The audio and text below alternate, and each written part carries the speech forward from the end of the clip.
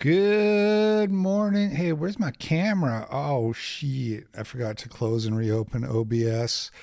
Good morning, Copers. There's a way to fix this, I think. I just got to deactivate, activate. There we go. Good morning. How are you? It is Thursday, August 13th, 2026. It is 2 seconds to midnight. Vampire Frog seems to have updated the chat text and it's smaller. And Vampire Frog, I'm not loving it. In fact, I'm looking at my screen and it's like borderline illegible. Maybe that's a good thing. Maybe me not being able to see the chat is a good thing. There'd be a lot less crash outs. There would be a lot less crash outs on this show if I just straight up could not read the chat. Oh, man. But the stickers are working on Crusaders, so that's exciting. That's good. I'm gonna have to actually go in there and update them now and get good stickers finally. And also Vampire Frog, while I have you, if we can make those stickers a little bit bigger in the chat, that'd be good too. That'd be good. We're gonna go back to the glory days of Cozy, but through Crusaders. How are you guys doing? It's 2 minutes to midnight. Meaning that the Andrew Wilson, Candace Owens debate is tomorrow. We're all very excited for that. I'm not sure I got an actual official time yet, but I think it's in the evening. I think it's going to be around 5 Pacific, 8 Eastern. Again, don't quote me on that. But if that's the case, that's kind of perfect because then I can just do my normal... Ked's Dead sent $3 on Power Chat. If the chat stays small, it incentivizes us to super chat in order to get your attention. So is a good thing? Yeah, I think so. But I mean, having said that, maybe if you could fix it. No, why is it the stream is posted on Andrew's page? It's in. All right, let me check. Let me just check that.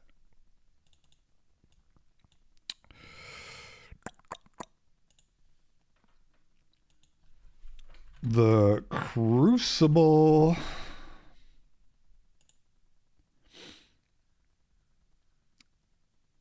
$8 a.m. Oh shit. So it's not in the evening. Is that the actual time of the debate? 8 a.m. Are we for real right now? Why is it so early? What the hell?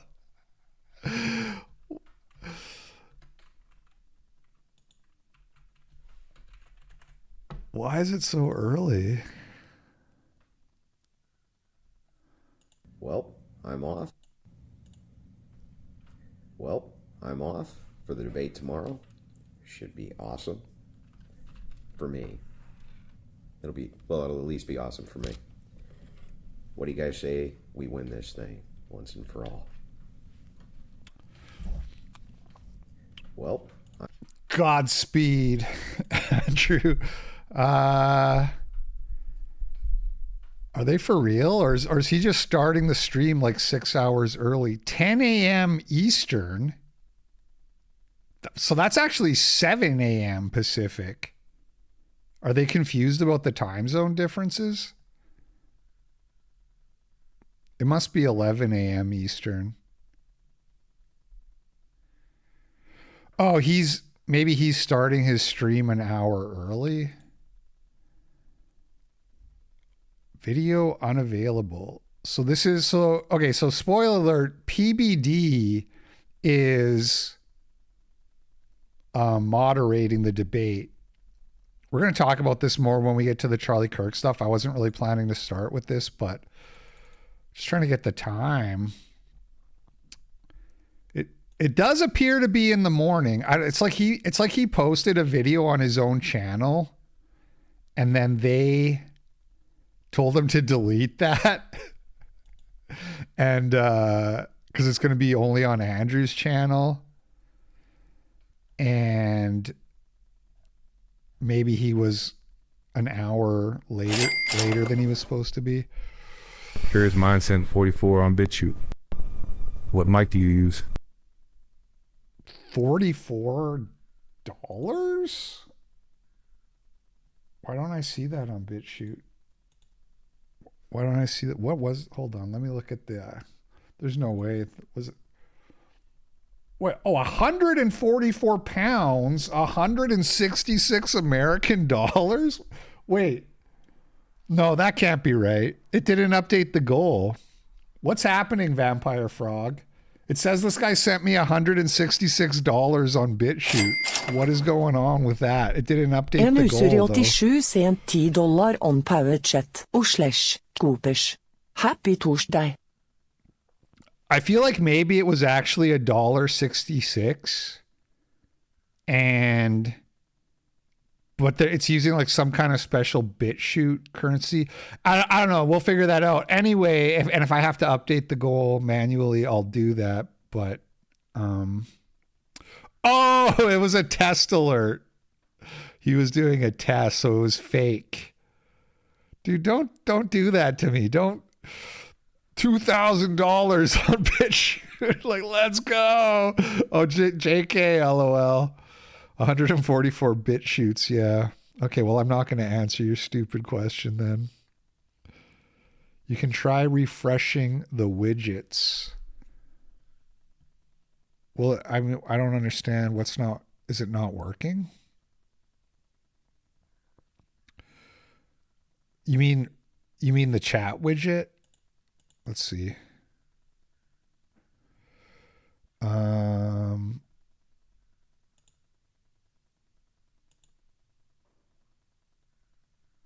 Okay, somebody type in the chat. I'm upset. I thought it was going to be in the evening because I saw somebody post that it was at like 5 p.m. Pacific, and I was like, oh, that's perfect. Yeah, that's better. That's my old chat that I know and love.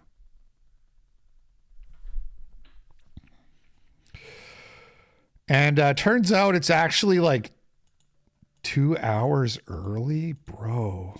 So I guess it's a terrible time. It's terrible. It's going to interfere with $5 Media Friday. Do they not know? Do they not know that that's $5 Media Friday slot? Like, what are they thinking? But I think here's what I think I'll do, given this disturbing revelation. I'll start the stream 2 hours early. I'll start it at 8 a.m., the ungodly crack of dawn. Academic Agent was hilarious the other day. Oh, people were sending him jewels. Why was he melting down? So we're going to get up at the ungodly hour, the crack of dawn, 8 a.m. No, I have to get up at least at like 7. I mean, I normally do get up around 7, but I'm going to be scrambling a bit to have the thing ready to go at 8. So yeah, call the debate out. So we'll do that, and I'll probably keep the media chats set high until after the debate. And I mean, this debate sounds like it's going to be like 4 hours long. Man, I need the money. I need the media chat. They're really screwing me here. Oh, they're really screwing me with this time slot. Maybe I just don't stream the debate. But then everybody's going to want to watch that and not watch my stupid show. So I'm kind of screwed either way. So I'll probably just do like a 10-hour stream tomorrow. I'll probably stream the debate for like 4 hours and then do Media Fridays after that. It will bring in viewers too. That's so real. Do it after that and have like, do the black activities and everything, all the normal stuff afterwards, and just stream for like 6, 7, 8 hours straight. That's probably what we'll do. Okay. And then speaking of stream sniping, Dual Arena, Paul Miller is doing another professional fight on Saturday, August 29th. And this is on Dual Arena, which is like Dual Casino has, they're getting into these sporting events now. And you didn't hear this from me, but I may or may not have gotten permission from my Dual guy, okay, to stream the fight. So that's like 2 weeks away, so we'll come back to that, but that'll be fun. Share the stream, link the stream early, and I'll share it tonight. No, I can't. I'm sorry, I can't Grooves do sent that. $10 on Rumble. Dump your Coca-Cola in your fridge and buy Fendiman Sparkling Curiosity Cola. Cheers. Get outside, enjoy the lakes and sun before summer ends. Check out my summer album. Leave a comment. Thank you, Book Track Grooves. I don't know about all that. The cola just sits there, though. I don't drink it. I just look at it tantalizingly. But there's just like, it's like I said, like I never have any. Anytime I actually think about pulling the trigger, then I'm like, ooh, no, I don't want caffeine. I drink bubble water, sparkling bubble water. That's really my main go-to, with the occasional hard seltzer once in a blue moon. Okay, let's get into the news. Wisconsin governor primary elections. Do I need to reload the GIFs? Let me do that too, because I don't like that green background thing. That's not supposed to be there, is it? Okay. Oh yeah, Gypsy, by the way, Gypsy is fighting a Jewish opponent in 2 weeks. So it is a race war fight. He handled the blacks, and now he's going to be handling the Jews. They call him the Hebrew Slayer, the Jew Killer. There's an Irish boxer who had those nicknames. I had a viral tweet about it. Yes, the fighter is Semitic. Also, it's kickboxing. It's a kickboxing fight. Mr. Bliss Chillin sent $3 on Power Chat. Ultimate Soda Tech. Homemade electrolytes with organic stevia and malic acid, with organic ginger and lime juice. It's like a salty, sugar-free, sweet ginger ale. Sugar-free. Yeah. Homemade electrolytes. Are we for real right now? Ked's Dead sent $3 on Power Chat. If I started a channel talking politics, finance, and drama once a week on Saturdays, would any of you all in chat watch and subscribe? Book Track Groove says yes. Yeah, man, do it. Do it. Do a backflip, faggot. Take my slot. Why don't you? Hey, I stream on Saturdays. What's the big idea? No, do it. I always encourage people to do that. Yeah, I was going to say, what's a good way to get electrolytes is through Prozis.com with promo code LP. Okay. By the way, that sponsorship's about to go the way of the dodo when Prozis finds out that my Instagram account no longer exists. It's Jover. But I am working on I'm still trying to recover my Meta account, so wish me luck with that one. It would be I'd be really happy if I could get those back. I've been going through various stages of escalation, so I'm still trying. Okay, Francesca Hong, the progressive DSA candidate. Have you noticed how they call them progressives? These communists. That's like the euphemism that they use in the media. They say these are progressive candidates. It's like they're communists who hate white people. But Francesca Hong, she lost in Milwaukee. King Kind of Wittish sent $3 throughout the whole Bible. It teaches that men are justified by faith alone, which Ortho and Catholic Danny. The book of Galatians was explicitly written to prove that anyone who denies faith alone to save them are not saved. Romans 4 is about this too. Yeah. Dude, don't get me started on the ortho stuff. Don't get me started. So Francesca Hong lost to David Crowley in Milwaukee in Wisconsin. Francesca Hong is the DSA progressive candidate. It was very close. Look at this race. 39.8% to 39.3%. Extremely close race. Francesca Hong is the Asian woman who hates Thanksgiving and proximity to whiteness and is like grappling with her own proximity to whiteness because she has half white children because she married a white guy. And David Crowley is the black dude who called her racist because she called him the establishment.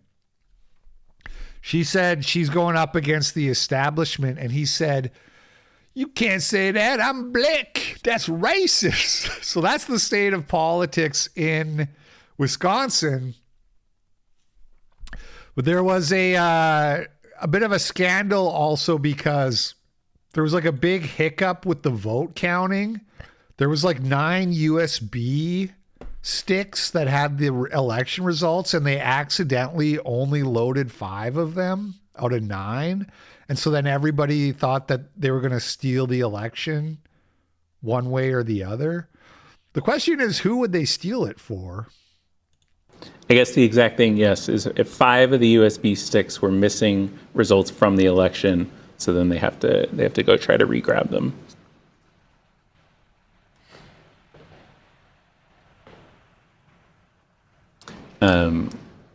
Yeah, and they're all the folks behind the scenes are talking about this as well, so we can also look. It's unfortunate. The folks behind the scenes here, you're saying? Yes.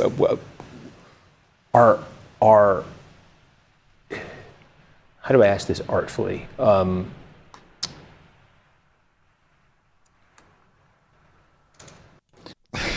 The clip ends there. In my head, I like to think in my head canon, he goes, "How do I ask this artfully?" And then there's a long pause, and then he just goes, "What the fuck? What the fuck, man?" It'd be so funny. Here's them explaining the human. Hey, what happened? Dude, what happened to my chat, Vampire Frog? What the hell? What the?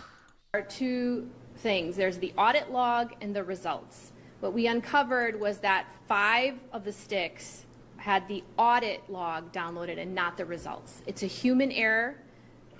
These things can happen. So basically what we need to do is go back to the operations center, and we're going to download out of the...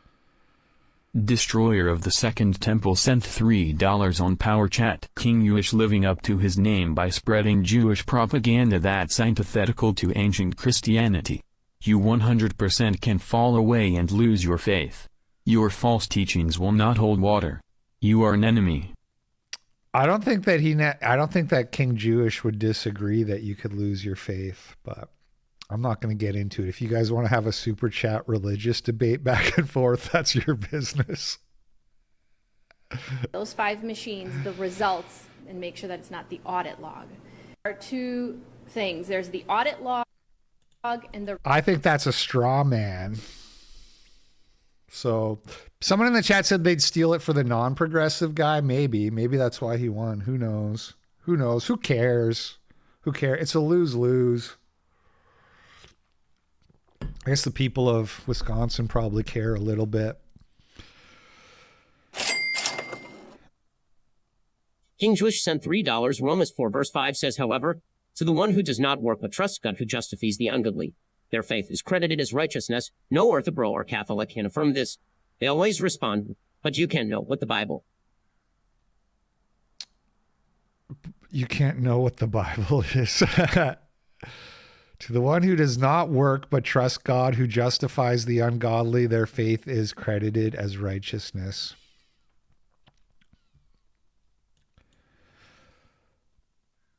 Okay, and then speaking of the socialist candidates, this guy was interviewing Dr. Frances Gill, and he was asking her about defunding the police and what they want to do with rapists. And she was like, I don't want to talk about that. That DSA takes. Let's talk about some of them. Your policy agenda on law enforcement is to defund police, ultimately to get rid of police departments, correct? Well, what I would say is that we're dramatically overspending on police right now. I understand. The goal is to defund the police departments so we don't need them in the future. I think it's what we really want to see is a horizon where folks are not reliant on armed enforcement to meet our public safety needs. Right, but it says defund police on the website. That's your goal. And also to get rid of prisons and jails, correct? Yes. So if my daughter is assaulted and raped, is there any agency that would seek to find her assailant and bring him to justice? Of course, yeah, of course. What would it be if not police, and where would he be if not a jail? So I guess I really want to avoid getting kind of caught into these hypotheticals and talk more about the reality that we're actually facing right now, which is that we're spending absolutely outrageous amounts of money on police and policing, and we're not spending money. Non-denominational Cathodox Arantant sent $3 on Power Chat. You guys are all wrong. Only I can read the book right. For real. Honestly, can everybody just shut the fuck up? For real. Can we all just go to our own churches and mind our own business? On things that actually make people safe and feel safe, which is things like actually well-lit streets. The streetlights in Los Angeles, everybody agrees it's a huge problem. So we need to spend money on lighting the streets, which will actually keep people safe, unlike police. I mean, yeah, the streets, you know, you can do both, though. You can do both. You can have street lights and police. We are a first world country, so I think that's within the realm of what we can achieve. Destroyer of the Second Temple sent $3 on Power Chat. You are to have both faith and works. This is an ancient Christian teaching. We should forbid all Jews from calling themselves Christian until they're properly catechized. Otherwise they risk Judaizing the faith. Why do I think that's Gabber? Who's this destroyer of this? Why do I think that that's Gabber? Ah, man, I'm not getting into it. I'm not getting into it. I'm not taking the bait. I could talk about that, but I'm not going to.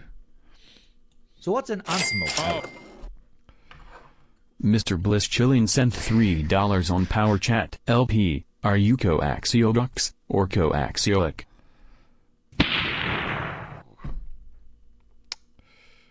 I'm about to break out the coaxial cable on you all. You all are about to get a taste of my childhood. If you can't, dude, what happened to my chat?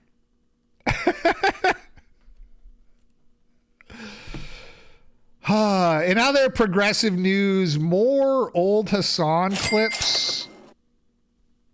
And Usury87 sent $5 on Power Chat. I was against paganism until I showed my to the sun. You gotta try that ish. Showed your what? Your perennial? I hate the censorship. I think I turned it on, but I think I turned it on to protect myself, but it's like it's doing way too much. I should turn that off again. What was he showing to the sun?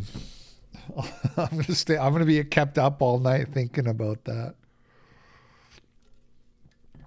So, Asmongold got banned on Twitch, as we covered, and people have been digging up these old Hassan quotes, and this is like an old one where he was making up new slurs for white people. A mayonnaise monkey, I guess, a term used by black people in the U.S. as a way to describe white people based on their, quote, mayonnaise-like skin.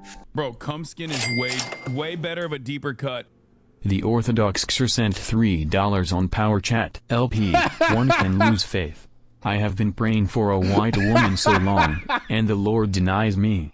I try to soothe myself with brown women, but the Lord even denies this. My faith is wavering. Off to the bodega to look for low-income Latina baddies. Oh God, I'm sorry, Orthodoxer. That's so And user funny. 87 cent sorry. $5 on Power Chat. The Power Chat censorship is cheeks. My BUTT, WHOLE to the sun. Your whole butt cheek. Thank you. Thank you, and usury. Orthodoxer, I'm sorry. That's just funny. I'm sorry, but that is just funny. Okay? That's just, it's all a good time. It's all good fun.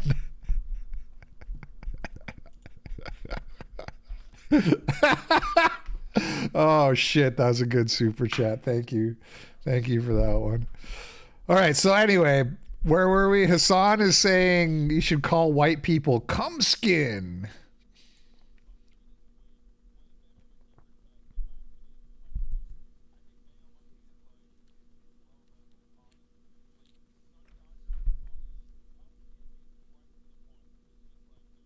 What point? It's gross. I thought that was something Indians came up with, because the only time I've ever heard somebody say that. Muted? Are people just fucking with me now? You guys heard that, right? Can't hear. Oh shit, I did mute it again. How did I? There's like some kind of like hotkey that I'm accidentally pressing that is muting the video. Anyway, okay, let me back that up. That's the second time that's happened. That's weird. He's like skin. Bro, cum skin is way better of a deeper cut, in my opinion. Cum skin. I think Mayo Monkey is like, it's low level, honestly. Like, Sun Dodger is funny. Cum skin gets right to the point. It's just like, it's indefensible. You got owned, you know? Cum skin is right to the point. What point? That you're a fucking weirdo with a weird mind who thinks weird, gross things? The first and only time I've ever seen that in the wild was from Indians. And I thought, oh, this is like Indians are like mentally deranged. And so they come up Orthodox with this kind of thing. 88 sent $3 on Power Chat. I laughed my off so hard at the last imposter chat. I have been praying for a white woman and I have good prospects. Got a few options right now. Also, W Destroyer of the Second Temple. You're a chat. Nice.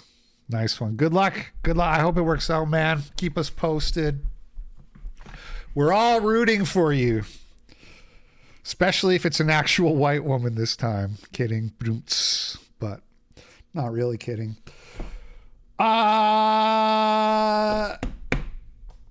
Yeah, so we say shit skin, right? Which is like, that's actually a good one. It rolls off the tongue. It basically rhymes. Doesn't rhyme, but it just rolls off the tongue. Shit skin. It's like one word, and it's straight to the point. Like, your skin is the color of feces, but cum skin is like gross and weird. It's more weird than anything. It's like, why would you even think that? It's like weirdly sexual. And user 87 sent $5 on Power Chat. The nuns think cum skin is a racist deep cut. Call them a jam boy. That's Mensa racism. Jam boy. Yeah, jam boy. That's a good one for Indians. Because the thing is like, look, not to be gross, because this whole thing is gross. And so I don't even want to like get down into the weeds, but people will swallow cum. They don't do that for shit. Not sane people. You know what I'm saying? A woman, she'll take. You know what? We don't need to elaborate on that. I'm just saying it's not this. It's not the same kind. It's not on the same level remotely even of grossness. Like, people, shit is like, there's nothing redeeming about shit. Cum makes life. So to like try to equate those like they're both equally bad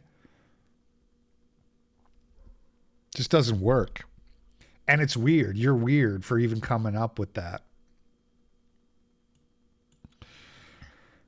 And then here's another one where somebody was saying to Hassan, one of his chatters was saying that, yeah, where's the nutter when we need him? The nutter could really break this down for us. Hassan was saying, someone in the chat was saying that like the third world is the way it is because of their regime policy, which obviously is not something I agree with completely. Like, yeah, a lot of the regimes are bad and they do have bad policy, but it's not really the core issue. But anyway, here was Hassan's reaction to someone saying that. You literally need to be in jail. You need to be in prison for the rest of your fucking life. Maybe even fucking shot against the wall. I'm sick and tired of motherfuckers who go, yeah, developing nations deserve to be in the position that they're in because, sorry. No, seriously. You literally need to be in jail. You need to be in prison for the rest of your fucking life. Maybe even... The Orthodoxer sent $3 on Power Chat. Hearing LP describing swallowing cum right after a super chat war about Christianity is wild. Lamau. This is my favorite show besides Ben Michael. Ben Michael, that's that Luigi guy, right? I have a not a beef exactly, but I have a qualm. Is that the right word? I have a qualm. Is that the word? Qualm. I have a qualm to pick. Yeah. Because he retweeted that slanderous tweet about Corey Mahler. And I explained to the guy in the replies how it's slander. And they're like they're all a bunch of like brainwashed cultists. We talked about this on the show yesterday. But if Ben Michael stands by that slander, then I don't want anything to do with him at all ever either. Fucking shot against the wall. I'm sick and tired of motherfuckers who go, yeah, developing nations deserve to be in the position that... Cat Respecter. People hugging emoji. People hugging emoji. People hugging emoji. People hugging emoji. People hugging emoji. People hugging emoji. People hugging emoji. People hugging emoji. People hugging emoji. People hugging emoji. People hugging emoji. People hugging emoji. People hugging emoji. People hugging emoji. People hugging emoji. People hugging emoji. People hugging emoji. Skip. What Vampire Frog, what happened to it not reading all of those? I guess I'll just have to get quicker with the manual skip button. Thank you, Cat Respecter. What's up, Gas Wagon? We're here every morning except for Wednesdays and Saturdays and Sundays. We're here 4 days a week in the morning. That's just how we do. And we'll be here really early tomorrow, apparently. that they're in because, sorry. No, seriously. You literally need to be in jail. You need to be in prison for the rest of your fucking life. Maybe even fucking shot against the wall.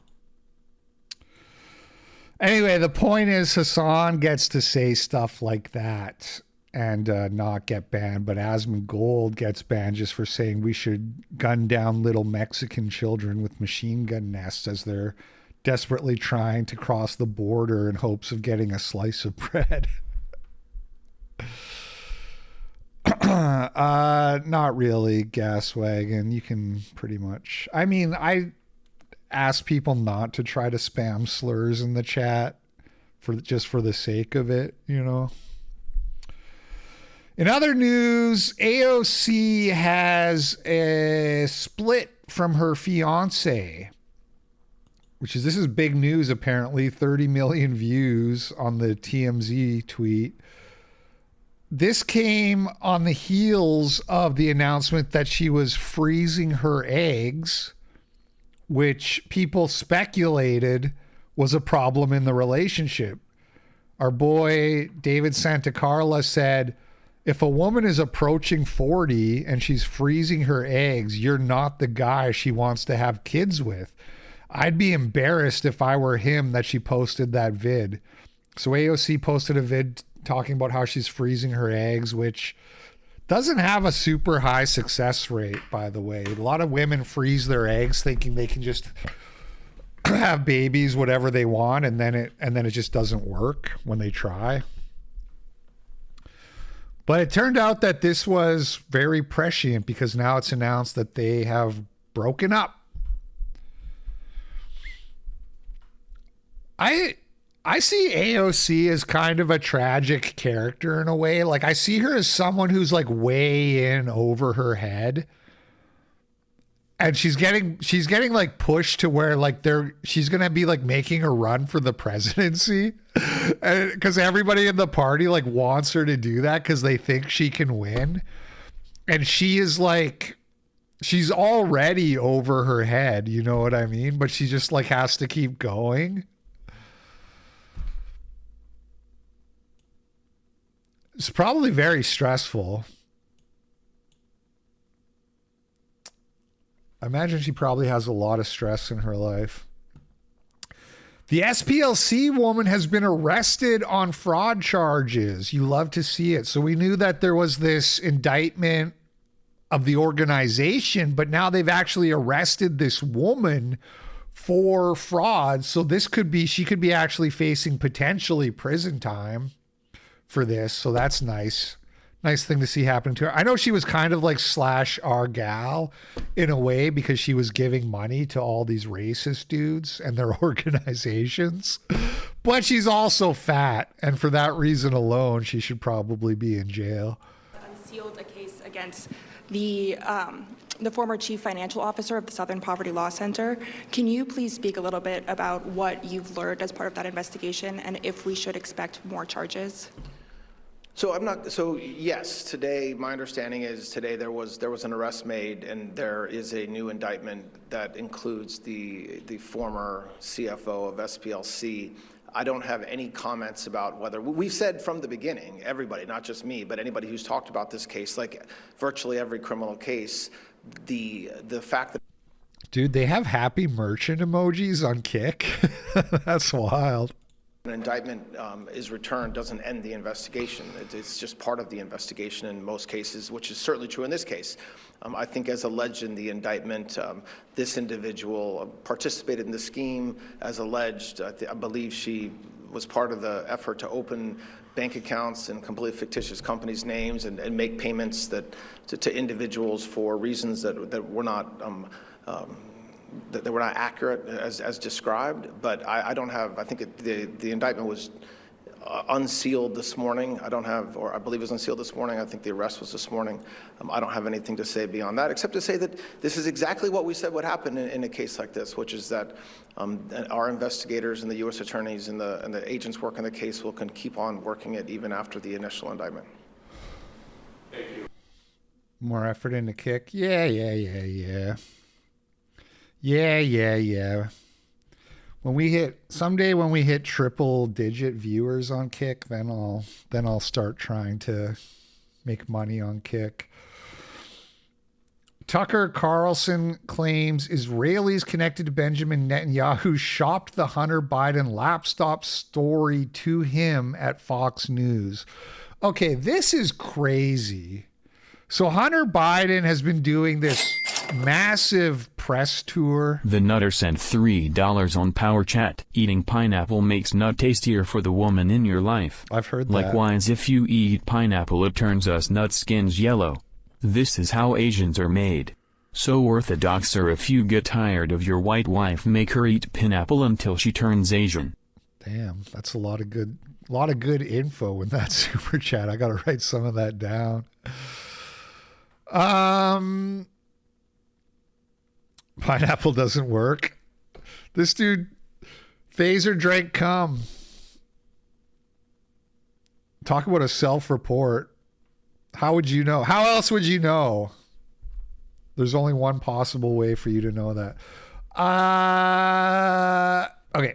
Hunter Biden doing this massive podcast. It's still going on. He's doing all the biggest shows. He's doing a collab with Nick Fuentes, all this stuff. It's like, what's going on here? What is the end game of this? Is this guy just like launching his own podcast, or is he actually trying to launch a political career, or what? But so he goes on Tucker Carlson, and they're pushing this story that his laptop was some kind of Mossad operation. Now, if you were around at the time and you know the story, he dropped this laptop off at a repair shop, never came to pick it up, and then the repair shop guy eventually, if you leave it long enough, it becomes their property. I believe this is what happened. And then the guy went through it and found all these incriminating photos of him with like prostitutes and of dubious ages, and he sent it to the FBI. That's what happened. Then the official story comes out about how the laptop was left. You left a couple of... And so the guy who posted this tweet, the great Kanoa, he superimposed this, this is the order at the repair shop signed by Hunter Biden. Laptops in a laptop repair store in Greenville, Delaware, which a town I'm very familiar with. So, and the guy was blind. Then I interviewed the guy who seemed to totally believe the story, John McIsaac. I mean, he seemed to be telling the truth. But the story did not make sense. Meanwhile, we get approached by Israelis connected to Benjamin Netanyahu, like I know that, who are shopping this stuff to me at Fox News. Yeah. And I'm like, I don't think that part of the story, the laptop is real. I thought that from day one. But the way that it entered the bloodstream of the American media was not real. So I just want to ask you point blank, did you drop off laptops? No. And this is the thing that I've said over and over again. I have literally zero recollection or memory of ever dropping off a laptop at John Paul McIsaac's. No, the answer is no. And John Paul McIsaac... Wild! So John Paul McIsaac, who's legally blind, yes, who on the day when the laptop became public, sat outside of his shop and gave an interview and flat out says that he doesn't remember seeing me. He couldn't identify me.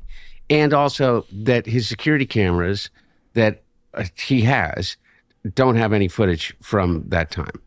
And so regardless of anything, just this, the laptop, according to Lev Parnas, under oath in his testimony before the House Oversight Committee, was being sought by Rudy Giuliani in Ukraine all the way back in 2018. And so Rudy Giuliani is working with a guy named Andrei Derkach, who was a MP in Ukraine and a known Russian GRU agent. So Rudy goes over there and basically takes his dossier and receives information that Hunter Biden's hard drive, not laptop, is for sale. And the person that they can go to is this other Ukrainian Russian oligarch who is living in Austria. That's what Lev Parnas and Igor Fruman were doing, getting on the plane before they were arrested. So how did Before John Paul McIsaac was ever a twinkle in anybody's eye. I believe that. The story, that was always the weak part of the story. Like, he drops off laptops and even forgets John them. Paul McIsaac, okay? There is no such thing as a laptop. The laptop that he eventually turns over a year later, 18 months later, to the FBI. The thing that is distributed and disseminated that John Paul McIsaac claims that he got off of a device was a hard drive. And that hard drive had a limited amount of information, a limited amount of like gigabytes. I don't know the difference between a gigabyte and a whatever. And that goes into the hands.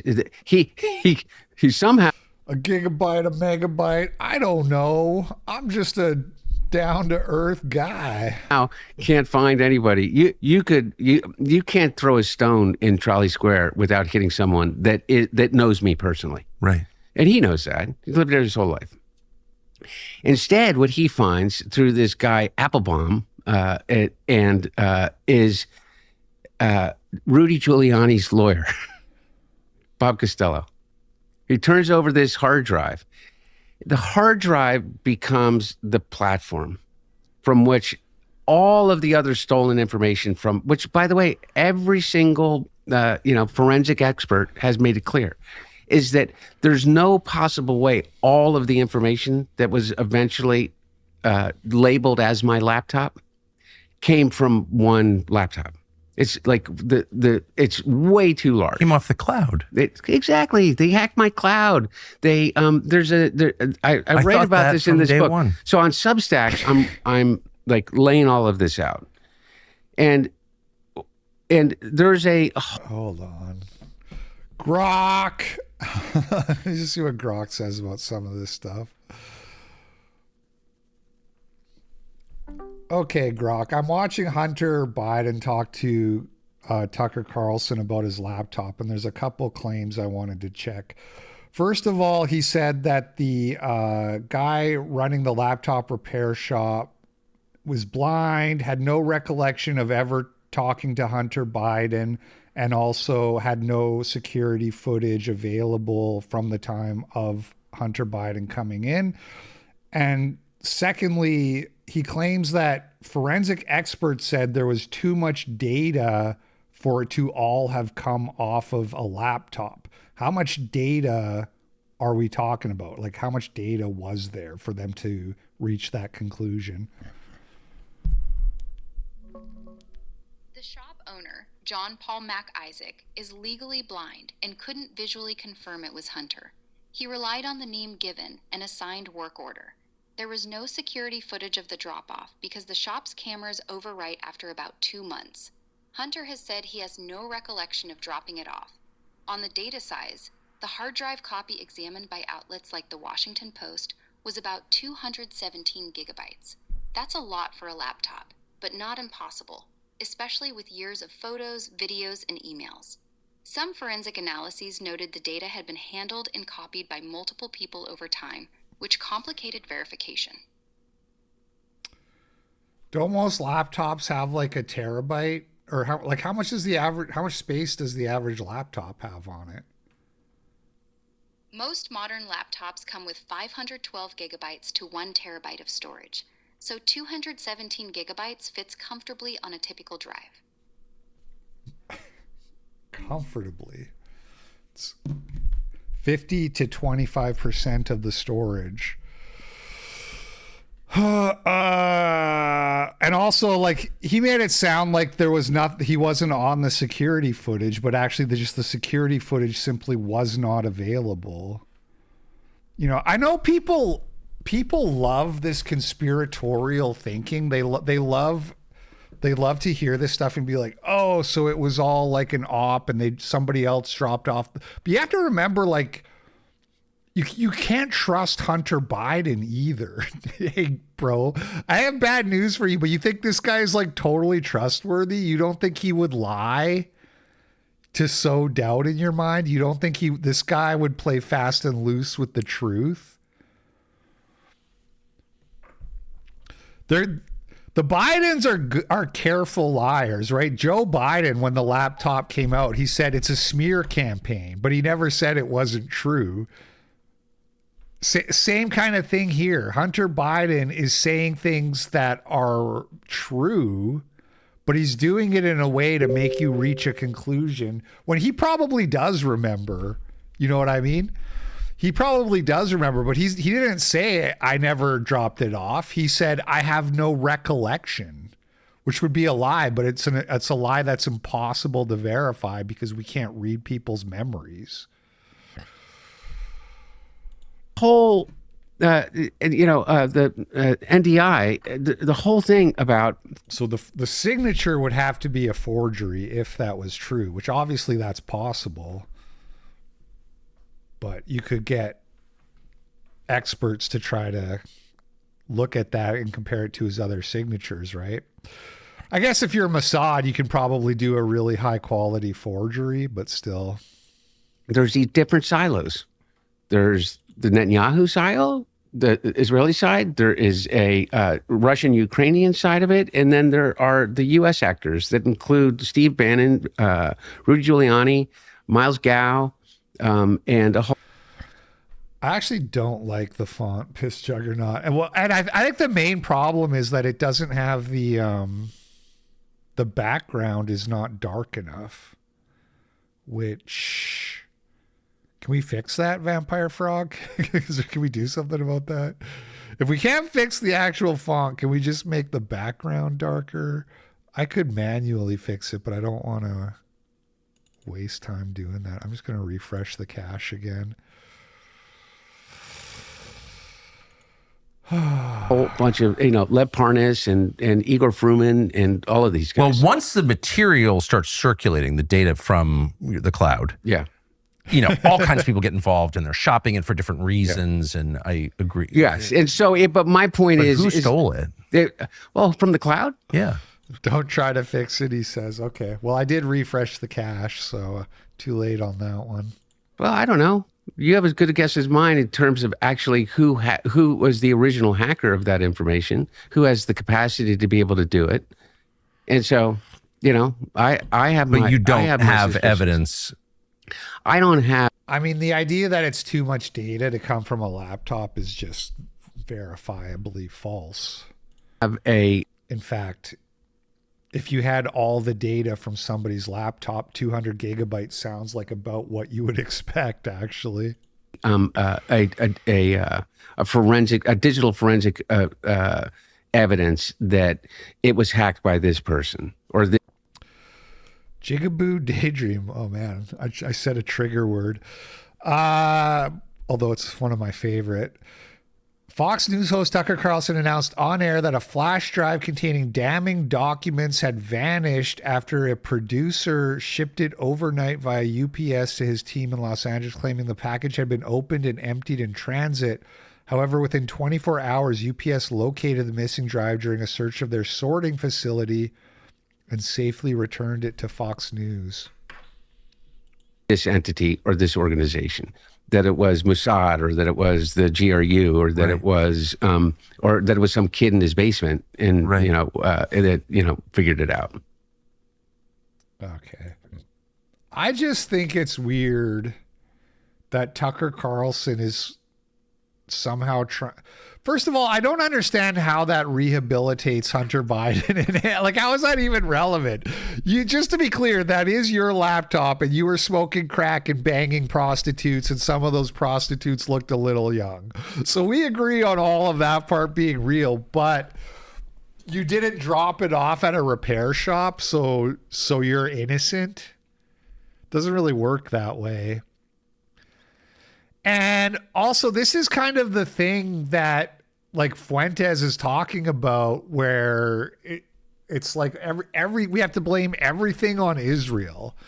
Everything is the Jews, including Hunter Biden's laptop. That's the Jews.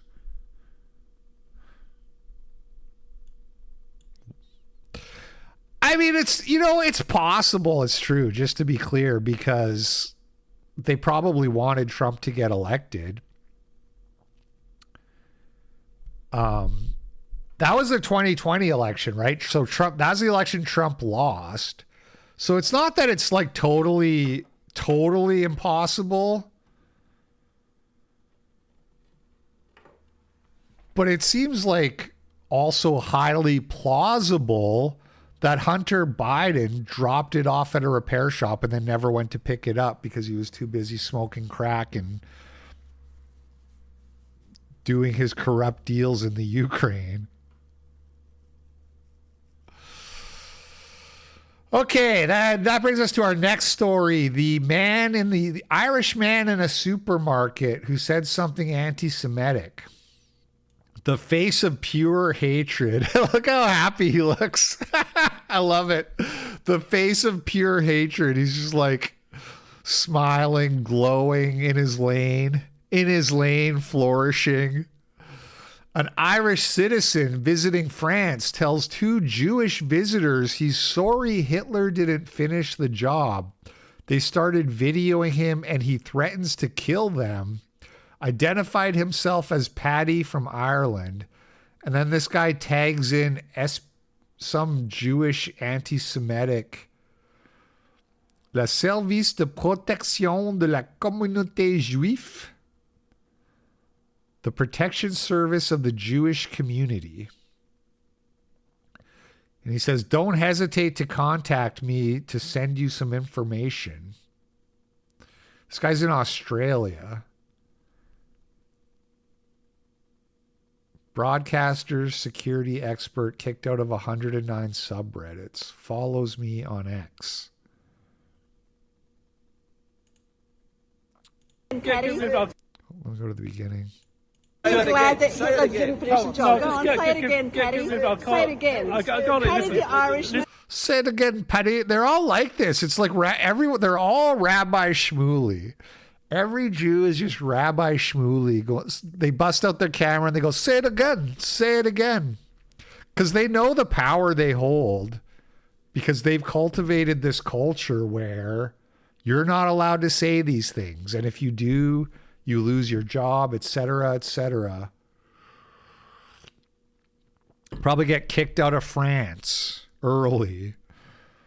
So, and they love it. They love that they have that power over you. So they just can't wait to whip out their cameras. I'm glad that Hitler didn't finish the job. Go on. So she goes, say that you're glad Hitler didn't finish the job. I'm glad that Hitler didn't finish the job. Go on, play it again, Paddy. Play it again. Paddy the Irishman just told us he's sorry that Hitler didn't finish the job. You're in Europe here.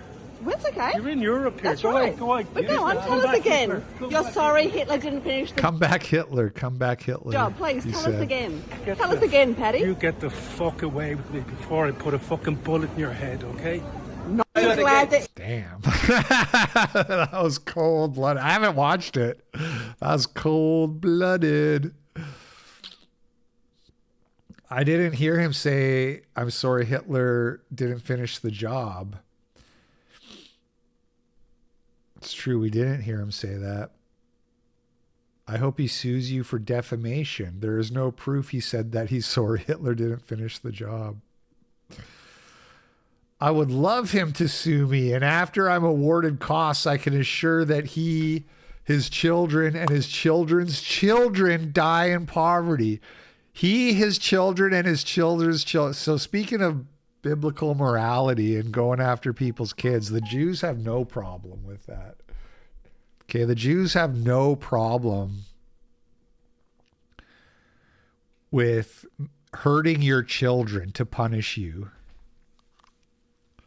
I hope that his children's children die in poverty.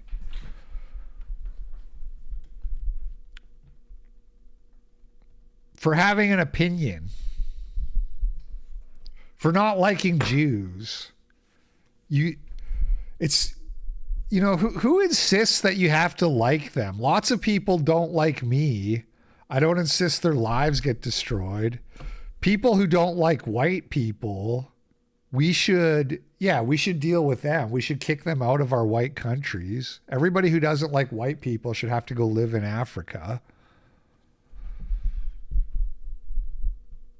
And I have no problem with the Jews kicking anti-Semites out of Israel. They could do that too. That just makes sense. That's totally different than what we're talking about. This isn't Israel. This is France.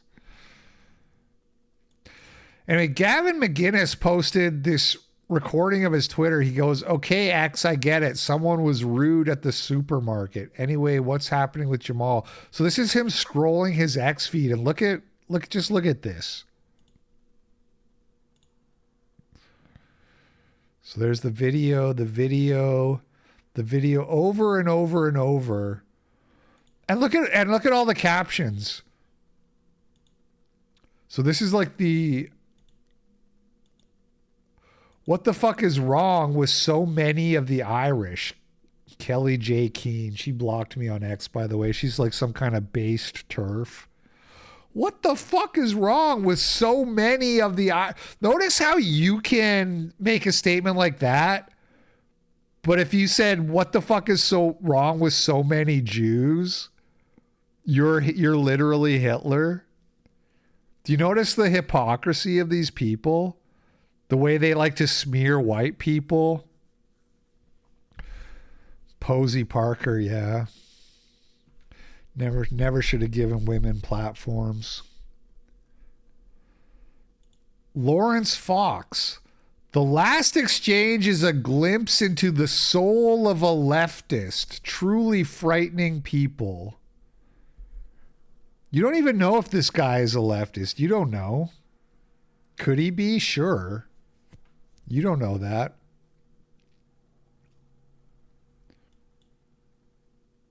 But they have to frame it that way. The Democrats are the real racists. That's just our life over and over again as Democrats are the real racists. Make this Nazi psychopath famous.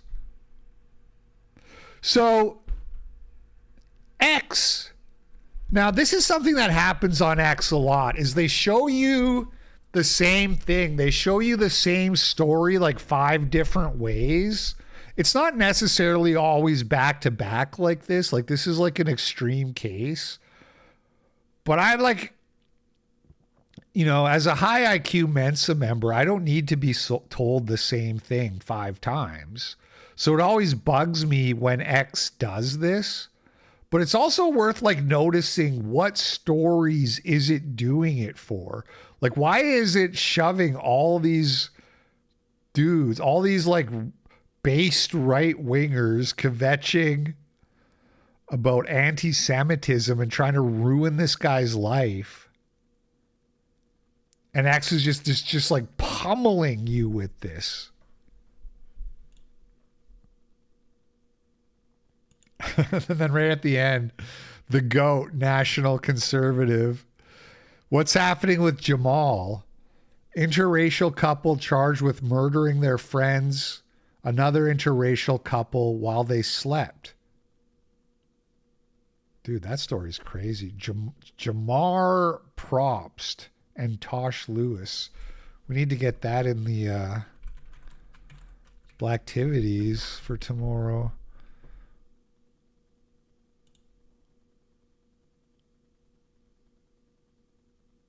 Killed victims and used their faces, to access their bank accounts?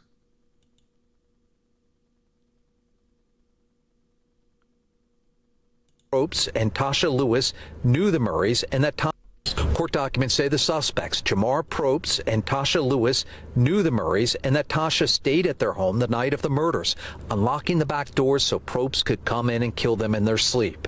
The search warrant says he then accessed their cell phones with their faces post-mortem, and then Lewis transferred $19,000 off a Carla's Cash app account. Investigators later found the bodies buried off a nature trail at a park in Glen. He had $19,000 in his cash. Is there really no sound? Alpine after a shouldn't be. Park worker found 2 shells. It looks like it's only one channel. So that's probably your problem, because I'm looking at the thing and looks like it's only coming out of one channel. Covered with brush off the trail. We spoke with Carla Murray's mother by phone this afternoon. If somebody was in trouble or they needed help, she was always there for them. I just can't believe what they've done. Dude had $19,000. And at the time of the murder, that's the craziest part of the story. He had $19,000 in his Cash App. He's probably a drug dealer or something. I never let my PayPal get up like above 1,000. I basically was like constantly, if my PayPal ever got like $1,000 in it, I would always like dump 80 or like transfer 80% to my bank account, because I knew they could like shut it down at any point. Here in Burke County, Jamar Probst was actually out of jail on another murder case, a high-profile murder case over in Catawba County involving Eddie Green. Scott, I asked about his bond set in that case. He was on bond for murder when he did this? Dude. It's only $100,000. Court documents. He was on $100,000 bond for murder when he killed 2 more people. Okay. That's a good one. That's good to know. Former IDF soldier went on a podcast smiling and bragging about ordering strikes on schools and civilian areas in Gaza. The Christian host, horrified, snapped and threw him out. So this is the Digital Social Hour. This is the one I got invited to do, like a 10v1 to be part of the 10, but I turned it down for now. Fuck up, you genocidal fucking freak! You genocidal fucking freak! Shut the fuck up! You can't do shit, my brother! Dude, stop it! Hey! You can't do shit, my brother! Please don't. You're gonna... Please don't. You can't do shit! Caught it on video. I feel like the white guy would win the fight if they were allowed to. I proved my point. You can do Assault charges. Thank you. You've been punched in the head, punched in the face, and you go cry your mom. Bro, don't provoke. No. It's not don't provoke. Just everybody just shut the fuck up. No, notice how they're all acting like the white guys in the room. They got him cornered, pinned in the corner, and they're like, "Don't provoke, don't provoke." Get this guy out of here. Get this guy out of here. They got Seth Rogen, by the way, hosting this podcast, apparently. Hey, you can get out! Get out, you can! Get this guy out of here. Get out! Bye! Bye! Go! I'm not violent like you. Go! Hey, go! Don't provoke! You can do shit! Why don't let them all take it outside? Let them take it outside. Go! Please, don't provoke, please. His father's going to approve of the marriage, by the way. His father's going to approve of the marriage. That guy's an Israeli. This guy. Come on. Go. Okay. Well, based. Woke reporter shuts down my interview when I expose her as a racist. All right, let's see. I'm just going to say this and you can debate it. You can't be racist against white people. You can be prejudiced against white people. Racism implies a power imbalance. Where'd you learn that? That's just how it is. That there's no way to arrive to... It's self-evident. That's... The classic self-evident defense. Racism implies a power imbalance. Where did you learn that? That's just how it is. So says all of us. It's just how it is. That is. So I'm when sorry. people say, well, black people have to use separate water fountains. I love how it's like we can have a debate and then he's like, well, yeah, but you can't just say this is how it is. If you want to debate, you need to make an argument. Because that's just how it is. I'm sorry. If that's how you want to take it, that's how you want to take it. And you don't think you can advance any more on that? I really don't want to. I wanted to get this out quickly because this is one of the most important interactions I've ever caught on camera. I was at a student summit speaking to students. A reporter sat down who was covering the event. When people are talking about DEI, they're specifically talking about trying to achieve specific outcomes. Yes. So you said I don't think it logically works. Okay. I tried to point out to her that DEI inevitably is racist, logically. There's no way around it. Because I think it's the only example of systemic racism anyone's been able to provide to me. It's not systemic racism against you. How? Well, everyone deserves a chance to speak and a chance to kind of be out there. We are only as good as... What's funny is like these people would support like government mandates, like DEI, right? But they would support taking DEI way further and just being like having the government say like, well, we need to have brown people in charge of everything. And then they'll argue though that that's not racism because there's no power. And it's like if you have the power of the state behind you, then obviously that is power. As representing everyone in their nation. So there's this kind of like bait and switch between power and like majority minority, right? Like they love the fact that white people are still technically a majority, so they can just act like that assumes like white people have all the power. It's not just white men, it's not just rich people. We need every single voice there. So it'd be equal opportunity, right? Yes. Okay, but equity is equal outcome. Yes. So it's a different word. That's why we have a different word. we should be fighting for equality and equity. Okay. It's both sides of the coin.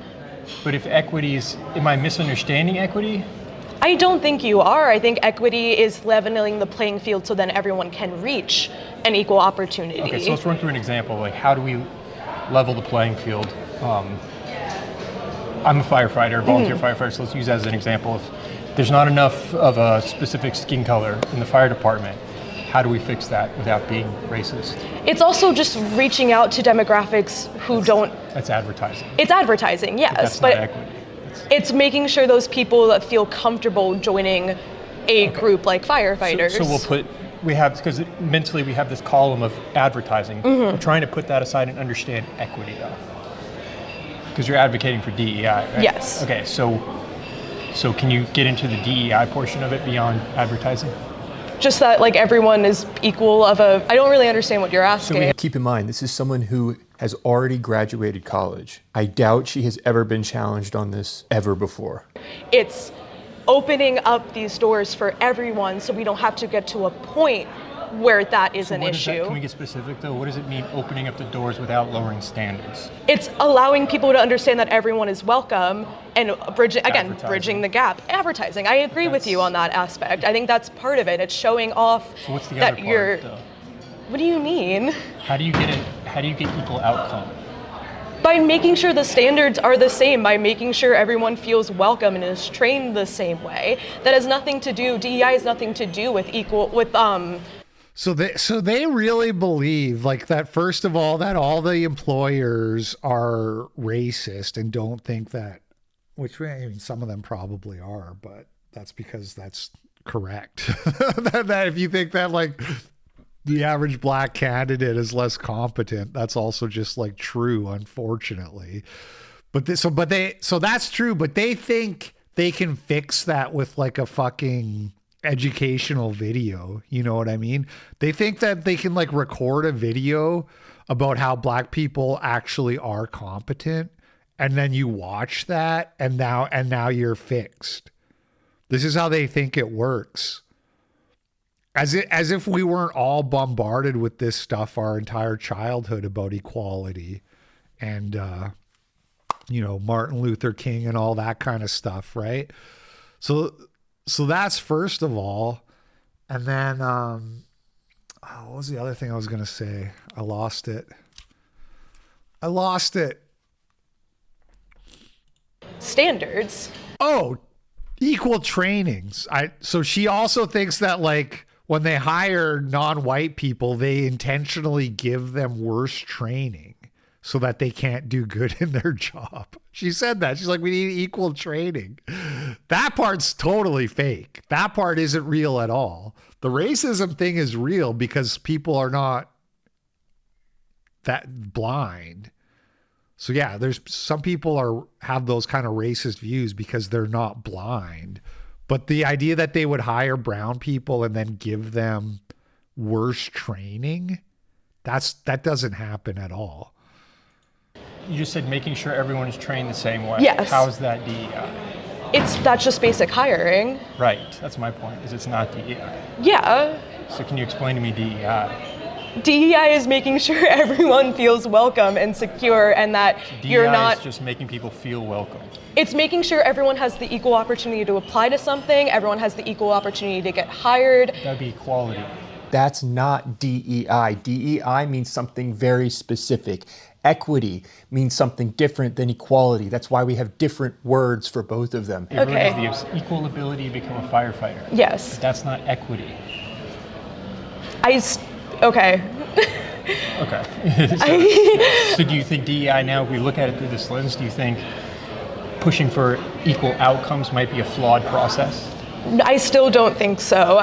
Equity means equality of outcome. No one can explain to me how you're going to achieve that without being, by definition, racist. The only response she can offer is to change the very definition of racism. I think you can debate the language and you can confuse people with how you debate the language. I just think fighting for everyone to have equal rights, equal opportunities, making sure that playing field is equality and equity go hand in hand. You cannot have one without the other. Okay, so the words mean specific things, though. We have two different words because they Yes. mean different. It's not like a word game, right? Can we agree on that? Yes. Okay, so if they go hand in hand, but can you explain what's the difference between equity versus equality? Equity is making sure that, so let's say equality is just kind of giving everyone the same opportunity. Equity is everyone has the same opportunity, but you might not have access to that opportunity because of obstacles in your way. So everyone has access to apply to a job. Not everyone can, let's take colleges. Everyone has access to apply to colleges. Not everyone can afford the application fee. Not everyone can afford a college counselor to make sure they get in. Not everyone can afford tuition, loans, et cetera, et cetera. Socioeconomic. Yes, I agree equity with you. is scholarships not applied on race. Yes. Your socioeconomic status. You can see her face change as soon as I say not applied on race. She's like, I wait, catch hold that. up. To her, the important component She's like, is no, skin no, color. no, You on can't take race. that out of the equation. And this is where she starts to get upset. So like my students, I used to be a teacher. My students taught students that came from like nothing. And the problem with equity is that it's only applying that socioeconomic advantage based on skin color, because they're saying this group, because a group I skin disagree. color is There's, underrepresented. as someone who just graduated and went through the scholarship opportunities, there's opportunities, specific scholarships for people of color, for Italians, which I am, which I don't consider myself an oppressed class. There's scholarships for low-income people. Every single demographic, there is a way to give a boost up for. So I guess I'm just curious. I don't understand why we break people down into groups based on race. We shouldn't, but that's where we always have been. The whole point of, I guess, is to level that. It's to make it so we get to a point where those groups don't matter. But right now, for bad people, they matter. So we have to overcorrect it to make it an even playing field, to then eventually down the line, everyone is exactly equal. No one needs an extra boost because they haven't been disenfranchised. This is where I run into it, and I appreciate you having this conversation. I mean this honestly, because you just admitted that it's a bad thing what we're doing. It's a bad thing what we were doing. I mean, previously when people weren't hired because of their race, because of their gender, because of their sexual orientation. I agree. Racism is bad, but I don't think implementing racism is to get over racism is logical. It's not racism. I'm sorry. I'm just gonna say this, and you can debate it. You can't. Yeah, he really got her with the gotcha when she said when she agreed that ideally we shouldn't be grouping people by races. He's like, as soon as she said that, he's like, gotcha, bitch. It's over for you. Racist against white people, you can be prejudiced against white people. Racism implies a power imbalance that white people have the advantage over. You can't. So it's, where'd you learn that? White people implies a power advantage, or sorry, racism implies a power advantage, and then she goes, that white people have a power imbalance. That white people have an advantage. So it's like, so by definition, it's not even about who has power. It's just by definition, white people are racist. That's like included in the definition. It's racism is when white. That's any bullying, any kind of form of, it's about a power imbalance. It's punching up versus punching down. Where did I learn that? I went to school, I went to university, I read, I do research. I thought racism was treating people differently based upon the color of their skin. I mean, on the very basics, yes, but there is. That is racism, and that's why the Orthodox clergy calling racism a sin is retarded, because racism is just treating people differently on their race or ethnicity, and there are many examples of God doing that in the Bible. So to call it a sin is to accuse God of sin. Is the aspect of it. And you're not a Christian if you believe that. My biggest regret, I don't regret calling out Jay Dyer, even though I lost a lot of subscribers and pissed off a lot of people. My only regret is I didn't just, as soon as he offered me a debate, accept it. That's my one regret, is I didn't just say, yes, I'll debate you without any kind of qualifiers or anything on my part. Racist unless there's a power imbalance. Because it's the same thing with bullying. It's like, it's punching up versus punching down. Why do we have a different word for racism versus bullying? Because racism is bullying on the impression of race. So it is race. It's not. So you can be racist against a specific. When there is a bully, you have a small guy and a big guy. Even if that small guy is trying to bully the big guy, there is not that same power imbalance. But you see, what you're doing is you're categorizing an entire group of people as a little guy versus a big guy. How's that not racist? Because it's systematically how it's always been. To this day, how do you But you're making a judgment on someone based on the color of their skin. She's punched down a few donuts. Yeah. That's not what I said. You just said it's always been that way. You are this thing because of it. No, I said it's always been, people have always treated others that way. Aren't you doing that though? No. But you just said someone with this skin color has a hierarchy of power. Yes. I am a white person, so I have inherently privilege. You can judge yourself, but you can't judge others based on the color of skin without being racist. Yes, I agree. That's not what I said at all. You said white people have a automatic power. There is a white privilege. That doesn't mean I'm judging them. Privileged, you having privilege doesn't mean I judge you for that privilege. It's how you use that privilege. You are judging them based on the color of your skin. I'm not. How are you arriving at the conclusion that they have privilege then? Because that's just how it is. That there's no way to arrive to that. What happened? You just say it's just how it is. That is. So I'm when sorry. people say, well, black people have to use separate water fountains, because that's just how it is. I'm sorry. If that's how you want to take it, that's how you want to take it. You don't think you can advance any more on that? But... I really don't want to. All right. Well, thank you. Of course. Keep in mind, this is shuts down my interview. I mean, that wasn't really a rage quit, but she obviously didn't have, I agree that she didn't have an argument. She's like, no, I'm just gonna say that it's self-evident and leave it at that. But it's not really shutting it down. He could have asked her different questions about whatever, you know what I mean? But he's just like, okay, thank you. And he reaches out his hand to shake it. It's like he ended it. If anything, he ended it. Two people, both with the wrong positions, debating each other. That's what we just watched. This guy's smart, but not smart enough to be racist.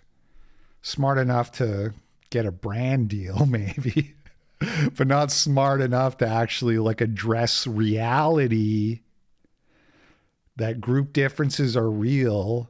And if you acknowledge that group differences are real, then actually it's not inherently wrong to treat groups differently based off of those differences. It's actually totally logical.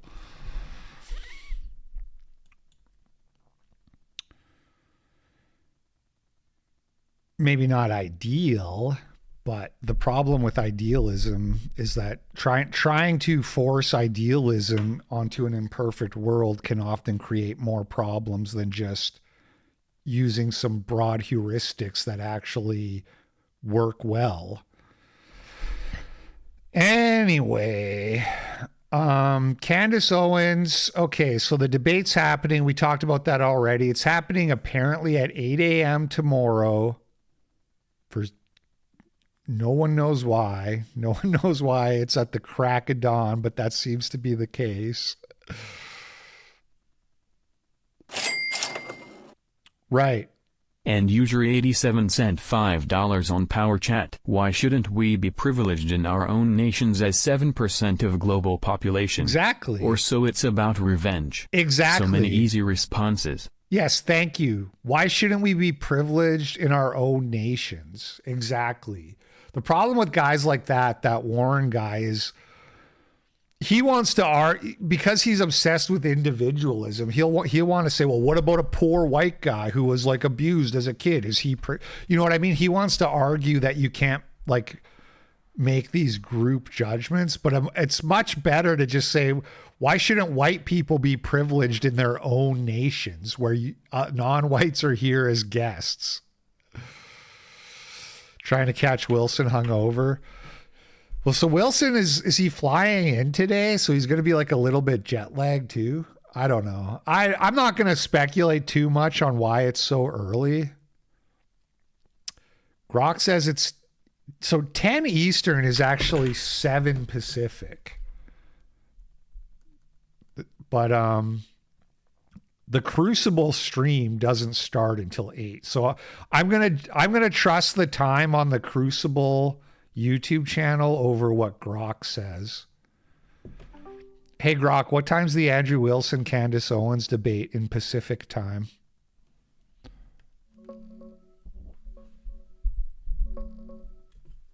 The debate is Friday, August 14th at 10 a.m. Eastern. That's 7 a.m. Pacific time. And what time does the stream start on the Crucible YouTube channel?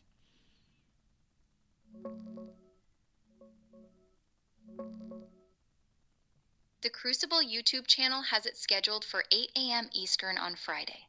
That's 5 a.m. Pacific time.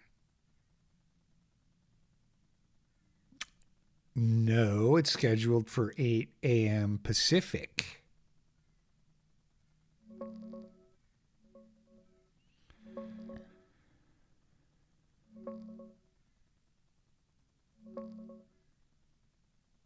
You're right. The Crucible channel lists it for 8 a.m. on August 14th. No time zone is specified on the listing. Well, YouTube shows you the time zone that you're in.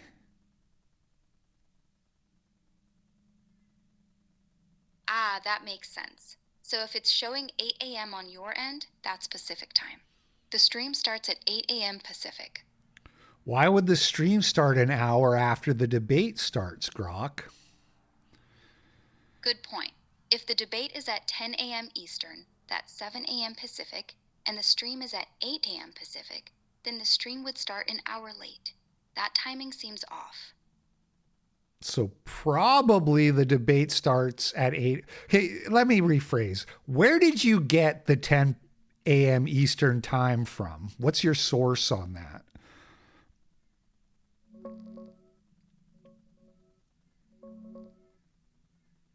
I got the 10 a.m. Eastern time from multiple sources, including Instagram, Facebook, and X posts. They all say the debate is Friday, August 14th at 10 a.m. Eastern, moderated by Patrick Bet-David on the PBD podcast. The Crucible YouTube channel lists its stream for 8 a.m., which would be Pacific time on your end.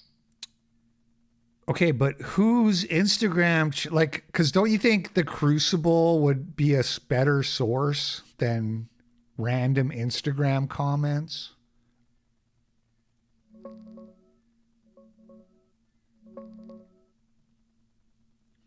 You're right. The Crucible YouTube channel is the direct source. It lists the stream for August 14th at 8 a.m. I'm like, what's your source? And Grok's like, my source is Instagram. Oh, wow. Instagram? Thanks. That fucking clears it up. Just about had it with this clanker, man. Did Candace announce the time?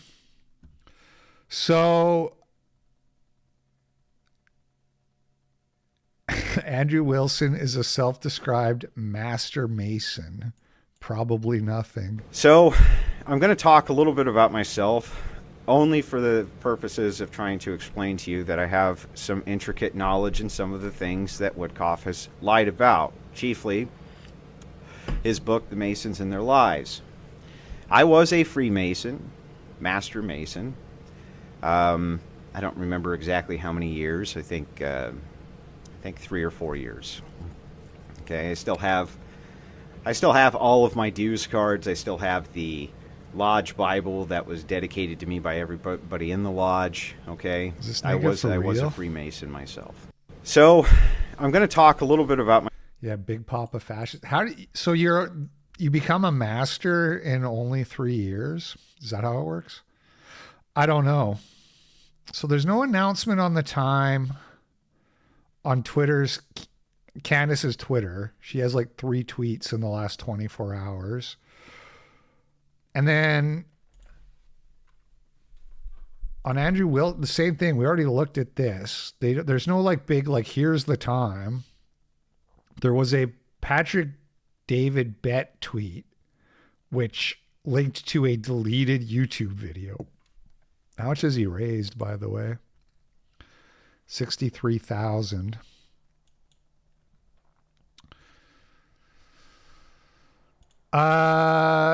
Hold on. And then there's a Crucible Twitter account too. Let's look at that. This is fucking amateur hour, man. It shouldn't be that hard for me to find out when the debate starts. Let's get this show on the road.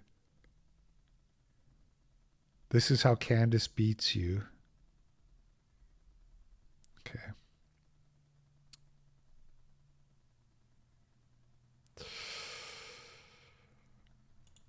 So I think this is why, because PBD, he's the only person who tweeted out a time, and he did tweet 10 a.m. Eastern. So I think that's where the confusion is coming from. But he also like linked a stream that he set up, which has been deleted from YouTube. It seems like. And the Crucible stream starts at 8 a.m. So just total fucking amateur hour here. The video thumbnail says 11 a.m. No, it didn't. Did it? Hold on, let me.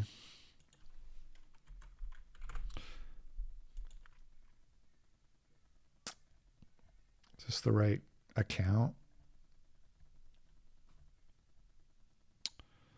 The thumbnail says 11 a.m. Where? Chuck Steak sent $3 on Power Chat. This mig is in the Illuminati and y'all still don't support Candace. Man face palming emoji. All I know is it's amateur hour. That's all I know. The Crucible YouTube.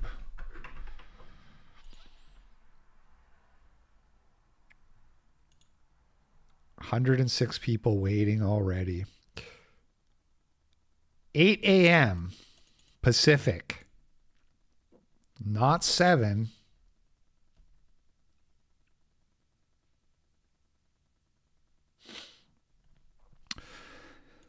Anyway, I'll try to go live at 8 a.m. No, I'm not trying for 7 because I don't even think it's right. Okay. Now, before they got PBD, Joe Rogan had offered to do it, and he offered to do it in studio, which would have been like neutral ground and obviously a bigger deal. And any sane person would have been like, yeah, let's do it on Joe Rogan. That'll be huge. But Candace Owens turned it down, and she showed her message to Joe Rogan. She said, "Hey, Joe, Andrew was quite difficult to nail down on terms for the debate. I would like to hold him to what has finally been agreed to without any more changes because I think he's actually just a routine liar who wants to buy himself some time after months of fake internet bravado.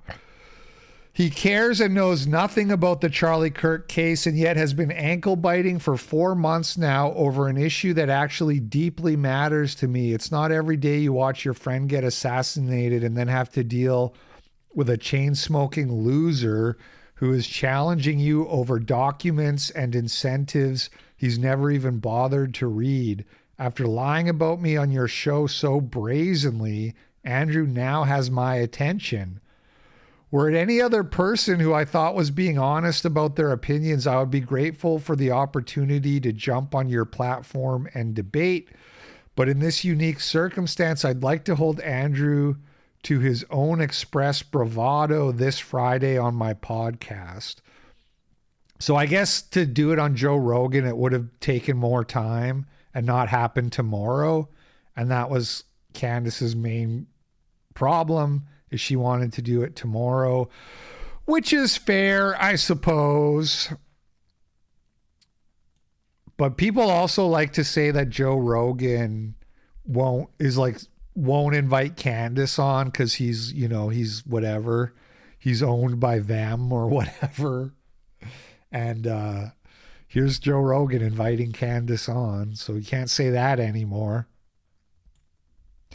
Now, something else interesting happened yesterday, which is that Charlie Kirk, Tyler Robinson's defense team put forward a brief about probable cause and trying to get the death penalty taken off the table. And this seems like a massive present that got dropped in Andrew Wilson's lap, although the truthers are coping about it. So attorneys representing Charlie Kirk's accused assassin filing a brief last night. They argue he should not go on trial for murder. Here's the reason. They're arguing that much of the prosecution's case was based on hearsay testimony from Tyler Robinson's roommate. That's the case they're making. Claudia Cowan's got more. Claudia, hello to you. Good morning to you, Bill. The apparent defense strategy here isn't to prove that Tyler Robinson didn't kill Charlie Kirk, but that he didn't intend to kill anyone else, and that therefore this should not be a death penalty case. Okay, did you catch that? They're not arguing that he didn't kill Charlie Kirk. They're arguing that he only intended to kill Charlie Kirk because part of the death penalty is that he put other people at risk, I guess. And so they're trying to get that taken off the table. His defense team saying he was trying to kill Charlie Kirk and nobody else died, so therefore nobody else was put at risk. Listen. Good morning to you, Bill. The apparent defense strategy here isn't to prove that Tyler Robinson didn't kill Charlie Kirk, but that he didn't intend to kill anyone else, and that therefore this should not be a death penalty case. Now, people will say that that's the wrong interpretation of the brief, and we are going to go over that.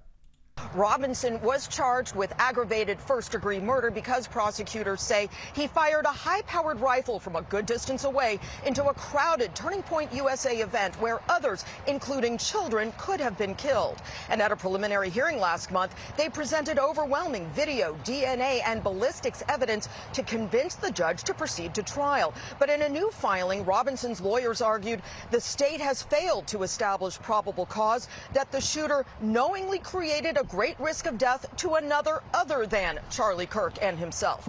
The state is required as a matter of law. Dude, if I'm Andrew Wilson and this comes out 2 days before the debate, I'm doing cartwheels, man. To show more than a possibility that someone else may be And killed. the coping has been insane. The coping has been insane from the Candace Owens truthers about this. No, that's not what it says. That's not what it means. Oh my God, are you stupid? By defendant's conduct, rather that there was a high probability of that result and that the defendant knew of that high probability. The filing also objects to the use of hearsay evidence, including... By the way, this motion is not going to work.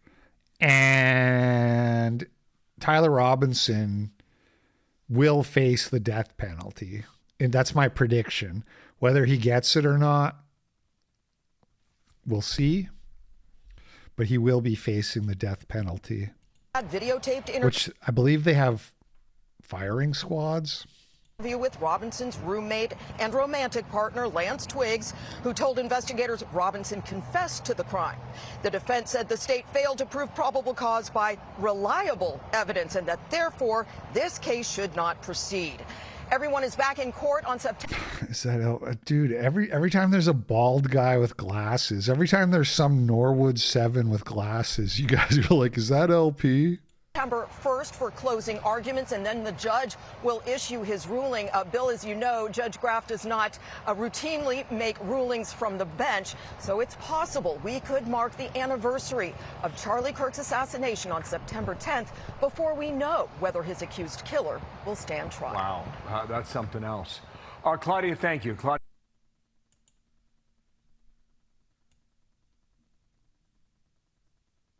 Oh, there's a community note here. Andrew Colvett said, this is a TPUSA guy, he said, in response to the state's motion for probable cause, Tyler Robinson's defense argues this shouldn't be a death penalty case because Robinson didn't intend to kill anyone other than Charlie. And then he quotes the Fox News host that we just heard. The community note says, defense filings analyzing the state's single shot evidence to challenge the death penalty aggravator do not admit guilt or identity. Robinson has entered no plea. That's true. He hasn't entered a plea yet.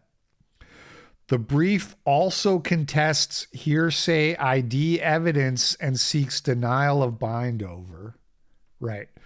So the community note is saying they're not admitting guilt. They're not admitting that he killed Charlie Kirk. They're saying basically this is being described as like an even if kind of thing. It's like for the sake of argument, let's say that was Tyler Robinson. Well, he wasn't trying to kill anyone other than Kirk, so therefore there's no blah, blah, blah, blah, blah. That's like the cope, basically. And the problem with that is that if the defense's strategy was really to say that it wasn't Tyler Robinson, they would have argued that, this is what the lawyers are all saying, that they would have argued that during the pretrial hearing that they did a few weeks ago, when all that evidence was presented, that was their chance. That was the point in the process where they're supposed to say, this evidence is not admissible for whatever reasons, the footage isn't good enough, blah, blah, blah. And they didn't do that. Okay, here's a lawyer, Andrea Burkhart, analyzing the brief. She says, from my perspective, there is nothing unpredictable about these arguments. The defense has done a very comprehensive legal review of the limitations of the death penalty aggravator. It is not likely to win with Judge Graff, who will defer to probable cause being a low standard and the jury being the decider of the facts. But it's exactly the kind of argument about pure legal principle that may appeal to a reviewing judge down the road. It's also not surprising that the defense isn't disputing the state's evidence. And here's the important part, because they didn't raise any challenge to it at the hearing other than the general hearsay objection. There's no basis for them to argue that evidence is unreliable or fabricated because they didn't elicit any facts in the hearing to suggest it was. This doesn't mean they are conceding authenticity or foundation or any other argument that goes to its admissibility at trial. It just means that if there were significant factual discrepancies about the authenticity of the evidence and the inferences that can be drawn from it, such as the timing of the Discord messages or whether the guy on camera looks like someone totally different from Tyler, we would have expected to already hear about that during the hearing because they go to one of the elements of the crime, Tyler's identity as the perpetrator.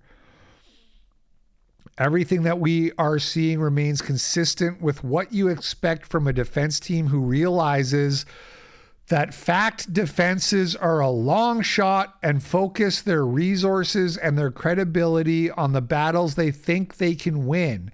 If not today, then at least over the decades-long time horizon of a typical case like this, right? So appeals, we're looking at decades in the future.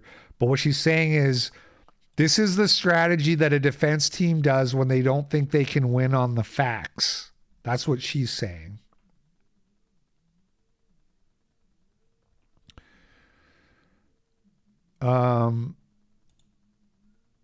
This guy says, I drew the conclusion that the defense was saying Tyler did the shooting, but all the other charges should be thrown out.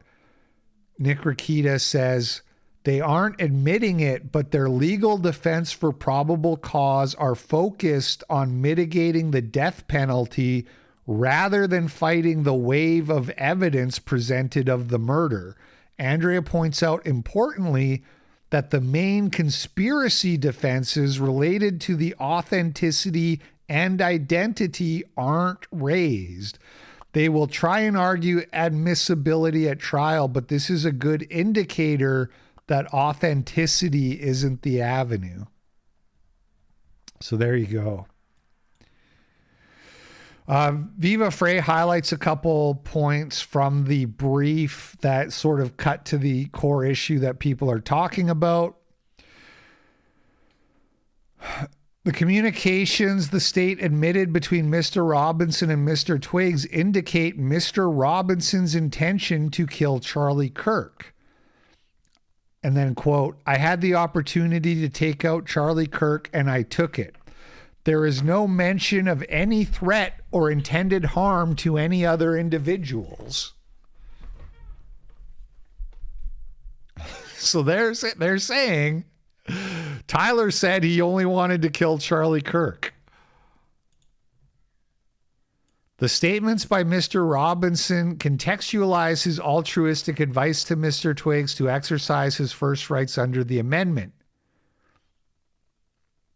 So again, they're not arguing that it isn't Tyler Robinson sending these messages to Lance Twiggs. They're arguing that these messages don't make him, that he shouldn't face the death penalty. That they don't reach that legal threshold. This is very bad for the people who think Tyler Robinson is going to be acquitted of murder. It's a very bad sign. Count 6 must be stricken because Mr. Robinson's advice is consistent with longstanding principle, blah, blah, blah. This is the same thing. So he told Lance Twiggs not to talk to the police without a lawyer. And so they're trying to say that that's obstruction. And then the defense is arguing that this is just like your whatever First Amendment, whatever, your constitutional right to representation, whichever that is. Candace reacted to this by saying that she was going to bump her show because she doesn't want to go over it and feed Andrew her arguments. That's kind of fair, but it's also like, if you really think you have the truth on your side, then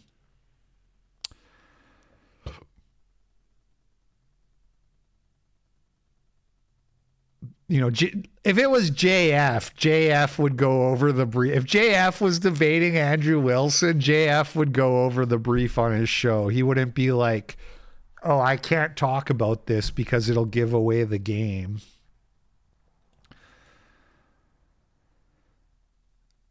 Stu Peters ends his show after Beardson calls into the show and trolls him about the Charlie Kirk debate with Andrew Wilson. Now, Michael is watching the show, says that he wanted to call in and discuss Charlie Kirk and how Israel assassinated him. Go ahead. You're on, Michael. Oh, thank you, Stu. Appreciate it. I just want to say real quick, it's my first time seeing this Based Report guy, but, man, real smart guy. I mean, just real sharp. I love the name, the Based Report. It's like really, it gets down to what we're really about. So I just wanted to compliment you. But, yeah, this whole Charlie Kirk Israel thing's just really something else I saw your debate with Andrew Wilson, and I mean, I just got to say, I thought you were kind of a big fucking dumb idiot, to be honest with you. You look like a real fucking retard up there, and you're kind of making us all look bad, dude. Like, Israel killed Charlie Kirk, and you're up there acting like a fucking retard with nothing to say. Like, it's crazy. So, like, you need to get your shit together, dog, because otherwise, I mean, your fucking Tyler Robinson's going to go to jail for the rest of his life.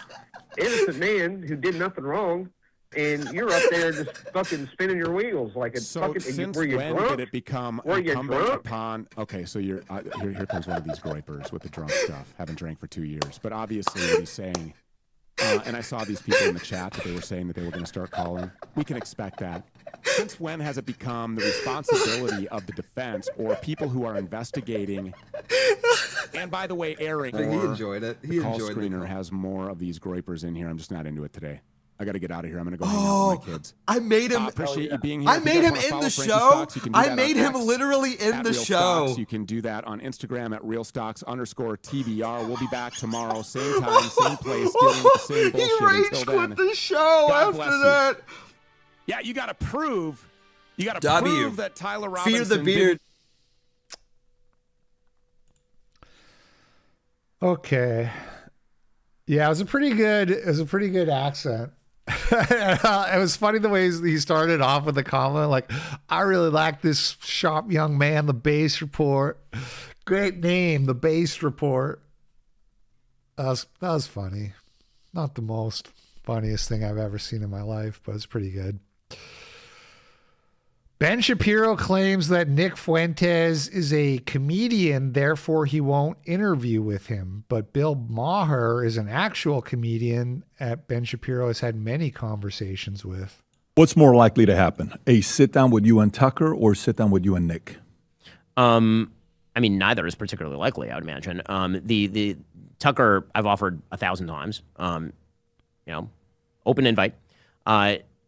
Nick is Matt Nuclear. Whatever happened to that? Did he literally just get destroyed in 1 week? He had this contract in 1 week and then getting paid like $500 a show or whatever, and then his Grok chats leaked, and then he just like disappeared off the planet. Well, that plus also he was like, he threatened to like shoot up a school on Xbox Live or something like that. That's probably more what the problem was. The Daily Wire was probably more like, oh, you threatened, you're our based mulatto, but you threatened to shoot up like an orphanage or whatever it was.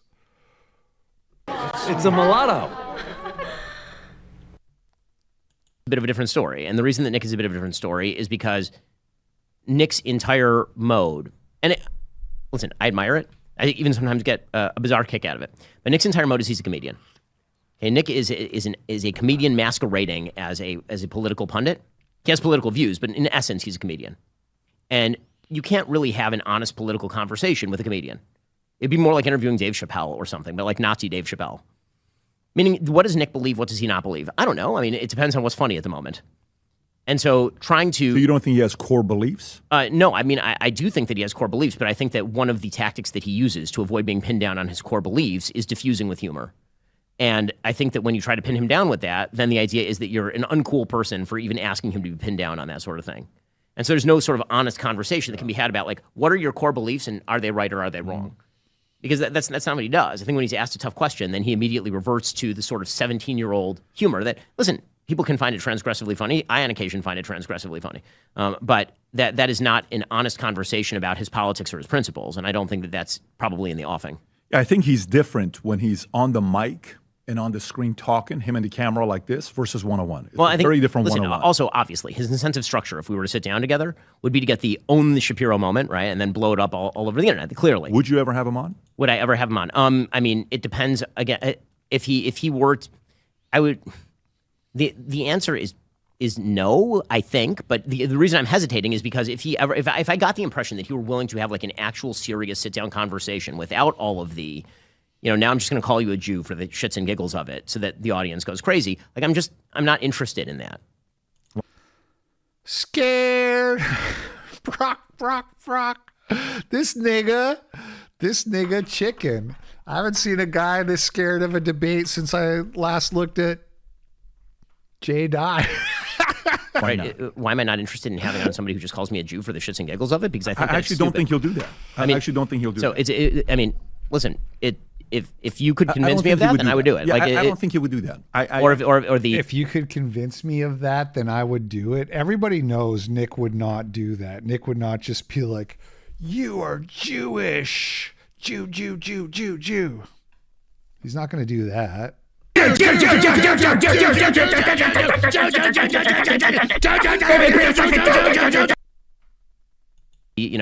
it would be a real good debate, and it would be a good conversation, and I think a lot of the youth would sit there and say, "Good for Ben for having him on." It would be what a lot of people would never see coming, and I think you would be more surprised on how he is one-on-one. It's cool that PBD is putting Ben on the spot like this, because this will never happen. Ben will not. It would just end up being like another. I mean, it probably wouldn't be as bad as the Piers Morgan thing, because Ben Shapiro is a little bit more savvy than Piers Morgan. He's not gonna. He knows he can't be like the pearl clutching whatever, because that will look uncool. So it would probably end up being more similar to the Dinesh D'Souza debate that Nick did, but people are going to give Ben Shapiro even less benefit of the doubt than they would give to somebody like Dinesh D'Souza, because he is Jewish. So he would never do it. He'll not do it. But it's cool that PBD is like putting him on the spot like this. By the way, just so you know, I mean, again, from the day he's been on my podcast, I'm sure he's a very nice guy in a one-on-one. From the day he was here with me, the interview, till today, him and I haven't spoken at all. Yeah. So it's not like it's a conversation, of anything like that. I just think it would be a good conversation to have. And, you know, selfishly, I would also like to see you and Tucker sitting down. You on his or him on yours. Again, I know, and that's not happening. I've offered Tucker that about 1,000 times. I've seen that. I really doubt that's going to happen. Again, I think that there's a misalignment of incentives. Did he say I've offered to talk to Tucker 1,000 times? I think that you know, Nick, let's put it this way, Nick does not want to be pinned down on his ideological beliefs with data or with counter-argument that is serious. And so his incentive structure very strongly would be to sort of do the Piers Morgan interview, right? Like if you watch Nick's interview with Piers Morgan, again, I found it amusing too because Nick's really good at that game. But Piers is trying to pin him down on his beliefs about the Holocaust. And so what Nick does is he immediately launches into a bunch of jokes about the Holocaust. Well, again, those jokes may be transgressively funny, but that doesn't actually get to the root of the issue. Is everyone smarter for having heard that? I think actually everyone... Dude. Ben Shapiro versus Nick Fuentes. Did the Holocaust happen? That would be the biggest event ever. Can you imagine? Ben Shapiro and Nick Fuentes debate the Holocaust. Dude, that'd be so good. By the way, speaking of which, this is totally neither here nor there, but I saw Flood is doing like a series, speaking of the Holly, with Jermar Rudolph, Holocaust researcher, author. So I bookmarked this because I want to like watch it when I get a time on chance on Flood's Rumble channel. Rigging History Part 1, Nuremberg. Might be stupider for having heard this. Yeah. That's the hard part, right? A level of debate requires a level of sincere revelation of your interior beliefs and willing to defend them. If what you're going to do is run away to comedy or to humor or to insult, then that's not worthwhile. It doesn't advance the ball. You know, there's a difference with comedy, and there's a difference with rage-baiting comments that you know it's going to get under your skin. I think if, like, when I was at Amphist and somebody asked me a question, why won't you sit down with Nick? I said, I'm not comfortable with him saying the N-word all the time. And I said it from stage. I'm like, I just want you to be respectful. You know, I listened to hip-hop for many years and maybe a little bit too much when I was a kid, but I chose to change, and I went a different direction in my life. And then we had a very respectful conversation together. Like Crowder's funny. Crowder is one of the most talented guys. I know you guys had something that happened many years ago, but I think Crowder is super talented. Of course. And he's funny as shit, like this stuff they used to do back in the days. You're like, who is this guy? You would watch him. You'd say, super brilliant, but he's also able to do this. So. Again, I think it is important for me to say at this point that at no point, so what's funny is that there's been this conflation. I'm just going to make this point because you're not making it, but I know that how the internet works. I'm not saying that anybody should take away Nick Fuentes' microphone or anyone else's microphone. Whether I choose to be on a podcast with somebody or not choose to be on a podcast that is an aspect of free speech, the same as it is whether I want to or whether I don't want to. So again, I think there are circumstances under which I would do something like that, but I'd have to believe certain things about how he would approach the thing in order to mean that I would think it's worthwhile. Now, other people might think it's worthwhile, right? But they're not me, so you know. I think it's a way to get in front of the debate. youth Holly that right now debate. is not getting a platform because they're listening to him more than you. So I think sitting down with you would get in front of his audience. And if you feel your argument is more logical, his audience is going to say, you know what, he's actually got a good point. So that would be the biggest thing. That is definitely the strongest steel-manned argument in favor. Yeah, even if it's a 5% that's reasonable, that's willing to shift. Right, and the strongest steel-manned argument against is that it's a setup. Right, that's the strongest steel-manned argument. Yeah, but if it's on your territory, there's no risk. You're controlling the territory. I don't think that's true because again, I'm honest enough to I would not slice and dice it. Right, and anything that we taped, we would put out. Holly Debate, Hypocrite YouTube channel, hosted by Hypocrite. Nick Fuentes versus Ben Shapiro. Maybe I should reach out to them and pitch them. Hey, do you guys want to come on my YouTube channel and debate the Holocaust? Can you imagine, dude? That would be the end. That would be the end. That would be like a paradigm shifting debate. If only. Bro, this Tucker Carlson crash out is crazy. You've got it so good, you don't know how good you've got it. And if you can't see that, the problem is you. So stop complaining, bitch. You little whiner. Get to work. Retirement? What? That's for ungrateful people. Get back to work. Eat your Del Taco. They're only $4.50. Your parents would have been grateful for a $4.50 Del Taco. I unironically would be an unbiased moderator, but I'm also kind of a hands-off moderator. I mostly like only want to jump in if I feel like I'm not following something, because the way I look at it is if I'm getting lost, then probably a good chunk of the audience is getting lost too. But I think that's like something that that's like JF. JF is really good at that. He's really good at like clarifying things that are muddy or unclear. And that's what I try to do too. But I don't try to like be too much like, oh, you're getting off topic. You're getting off topic. You know what I mean? Which that's like a kind of like a preference, like a personal sort of preference is like, do you want to keep things laser focused on the agreed topic, or do you want to let people wander a bit? And I am more on the side of letting people wander, which is just like, that's just how I am, but that pisses some people off. Yeah, I know. This is obviously taken out of context. He's doing like the Dan Crenshaw, Ben Shapiro, making fun of those kinds of people who say those kinds of things.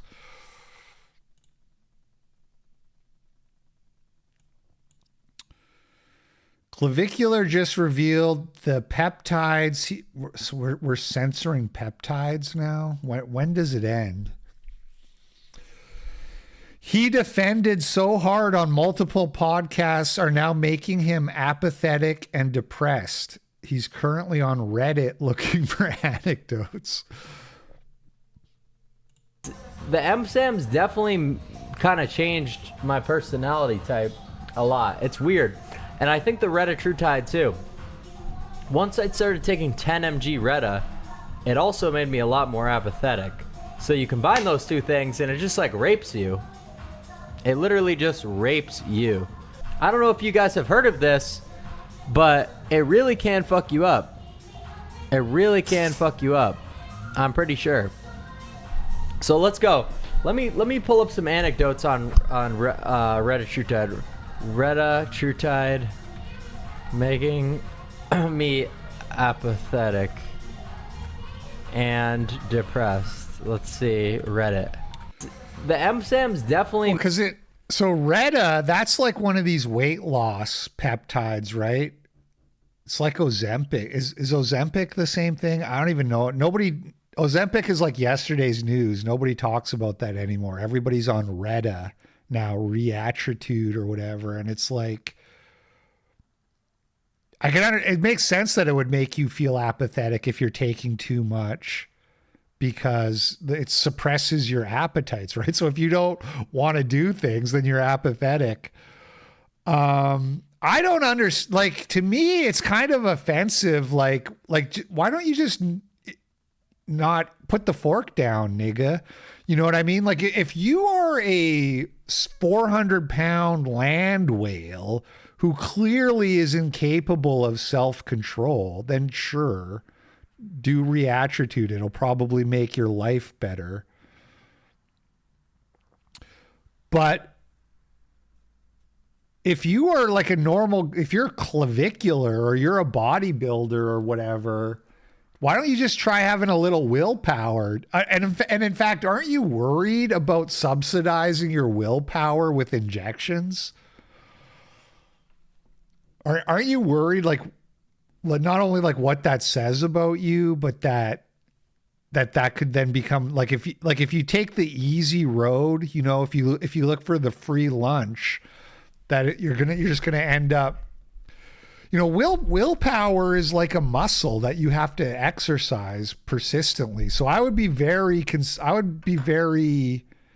no, I'm not trolling. I'm serious. I don't take Reatritude, and I would just eat less. Like, maybe I'm not understanding what it is. Maybe I'm not clear on what it, but I was under the impression that people take that so that they eat less food, so that they lose weight. And I wouldn't do that because you're like subsidizing your willpower, which sounds like a bad idea.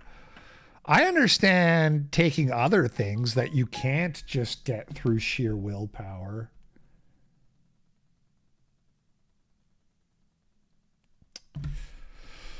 But I don't know about dieting. Dieting just feels like something you should be able to do. Yeah, I would raw dog a diet. Parker crashes out after old woman sent a 1K donation to someone on the panel by accident instead of him. Why does it say that he was against white person? Did they accidentally send it to the guest? Was that meant for me? That might have been for the guest anyway. I'm not quite sure. I would feel so bad if they meant to send that to me. Okay. Oh, she said it was for me. Oh no. Oh, I see her in the chat. I'm so sorry. What's her name? Auntie Olga. What am I supposed to do? Dude, I've been thinking about trying to get into fasting. I've never been a fasting guy, but I want to like maybe just start with like 18 hours to start with. The thing I'm worried about is, because I hear like so many good things about it. Like not just for like weight loss, but for like all kinds of like health benefits, and people say it has like spiritual benefits as well. So yeah, I'll like start with like a 16-hour, but I have to like research more like what to eat after you fast and stuff like that. And then it becomes a problem because then I have to tell Allison what to make, which is like stepping on her toes at that point, you know. Send me the fucking money. But I am interested. I've been thinking about that. No, well, first of all, you get half of it either way. So. No, will you take the money and send it to me, or are you just gonna keep the money? Well, first of all, this is my brother's TikTok account. He's not even here, so I don't even know how to do that. Well, you can figure out how to take the money out, and you can do that, right? Because Or like that would be perhaps you morally could- bankrupt for you to do that. Anonymous sent $5. Hello, FP. Have you watched the Backrooms movie? If so, I'm curious what you thought about it. I did watch it. I wasn't really planning to. I wasn't really interested. And then somebody like posted it in the Telegram group, just the whole movie. And I was like, oh, I could just click this and watch it. So I did watch it and I liked it. And it was better than I thought. It was more interesting than I thought. I thought it was interesting. I think it's kind of a movie about like in way it's about like modernity and nihilism, and the back rooms represent like a world which has its meaning taken away. And that's why it's like modernity, because that's like when you take away God and you secularize, you end up with a world without meaning, and it's like a pale imitation of the real world.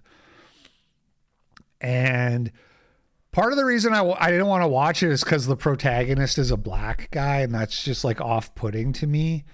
But it was interesting because, first of all, the black guy, when you're introduced to the character, he kind of acts white.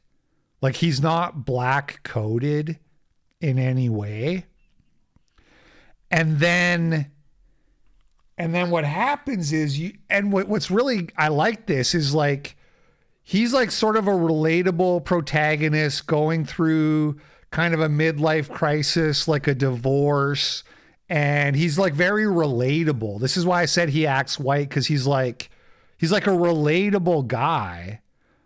But then as the movie goes on, and I'm getting into spoilers here, but as the movie goes on, you find out he's actually like a pathetic piece of shit who blames all his problems on other people. And that was really cool. And the movie was also kind of a condemnation of therapy and therapist culture in a way, because you have this other character who is his therapist, who finally, under the stress of the back rooms, crashes out on this guy and tells him like, You're a baby. You blame everybody else, but your problems are your own fault. And, you know, and then he kind of has an epiphany, and it's kind of like that's what therapy should be, but it isn't, because we're all too nice. So I like that part too, where the movie was kind of saying, like, if therapy wanted to work and help people, it would be like this. It would be you yelling at people how pathetic they are. So anyway, that's a brief review. I could expound a lot on why I think there's like this symbolism about meaninglessness in the movie, or nihilism, if you prefer, but I'll just leave it at that. I liked it, and I liked it more than I thought I was going to, and I thought it had more symbolism in it than I thought it was just going to be a stupid horror movie, but it actually felt like there was a lot of interesting symbolism. Obviously, it's open to interpretation, but that was my interpretation, and it was fun. It was fun to watch.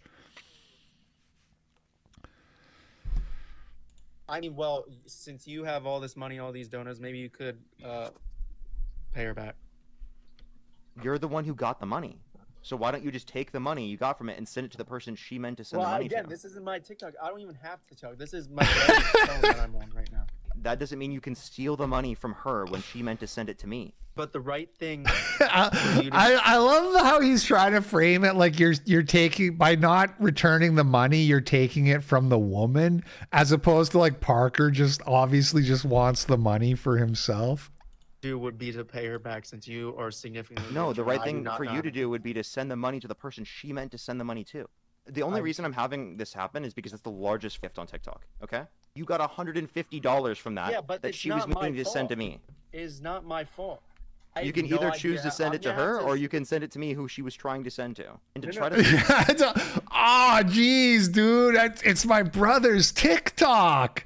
You know, I wish I could, but it's not even my TikTok. Oh, geez, dude, I'm sorry. Oh, I wish I could help you. Sit there and justify. No, I'm justifying that it's not my fault because you're trying to. I never said it was your fault, but you should still do that to be nice. Okay, yes. Like in the situation where the person dropped their $200 bill. It's not your fault that they dropped the $200 bill, but you're going to be nice if you were to give them back the $200 bill, right? Yeah. Let me follow her real quick, and I'm going to make sure that you send her that money. You're Christian. You will give it to her, right? I feel so bad for her. If she DMs me, we'll handle this. Second of all, you have so much money. Why don't you think it's? Why don't you want? It's not just about me getting my money. It's literally that she meant to send it to me, and that you're going to take the fucking money. If you can give it to her, I would prefer that. Okay, first of all, that obviously was not her last money in her account. So do you see how he keeps saying these things to try to justify it? She's also here. Hey, what's up? I'm so sorry that happened to you. That's so genuinely unfortunate. Hey, Parker, I'm still trying to figure out how to use TikTok. Oh, well, I got you. Yeah, don't worry about it. That's honestly like a TikTok thing. I wish that they didn't accidentally do that. This woman sounds like she's about 115 years old. Is when you click on it, it comes up like to show the gifts for the other person. So I see exactly how that happened to you.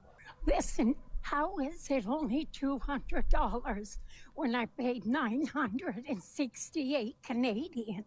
Yeah, it's because TikTok, TikTok takes a portion.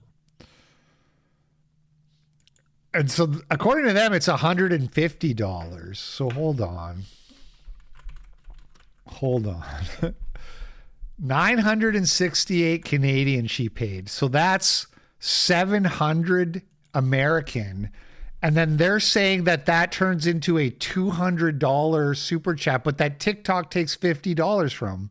So where's the other $500? Where is the other $500? Parker? So I'll make sure that you get back all the money that TikTok didn't take.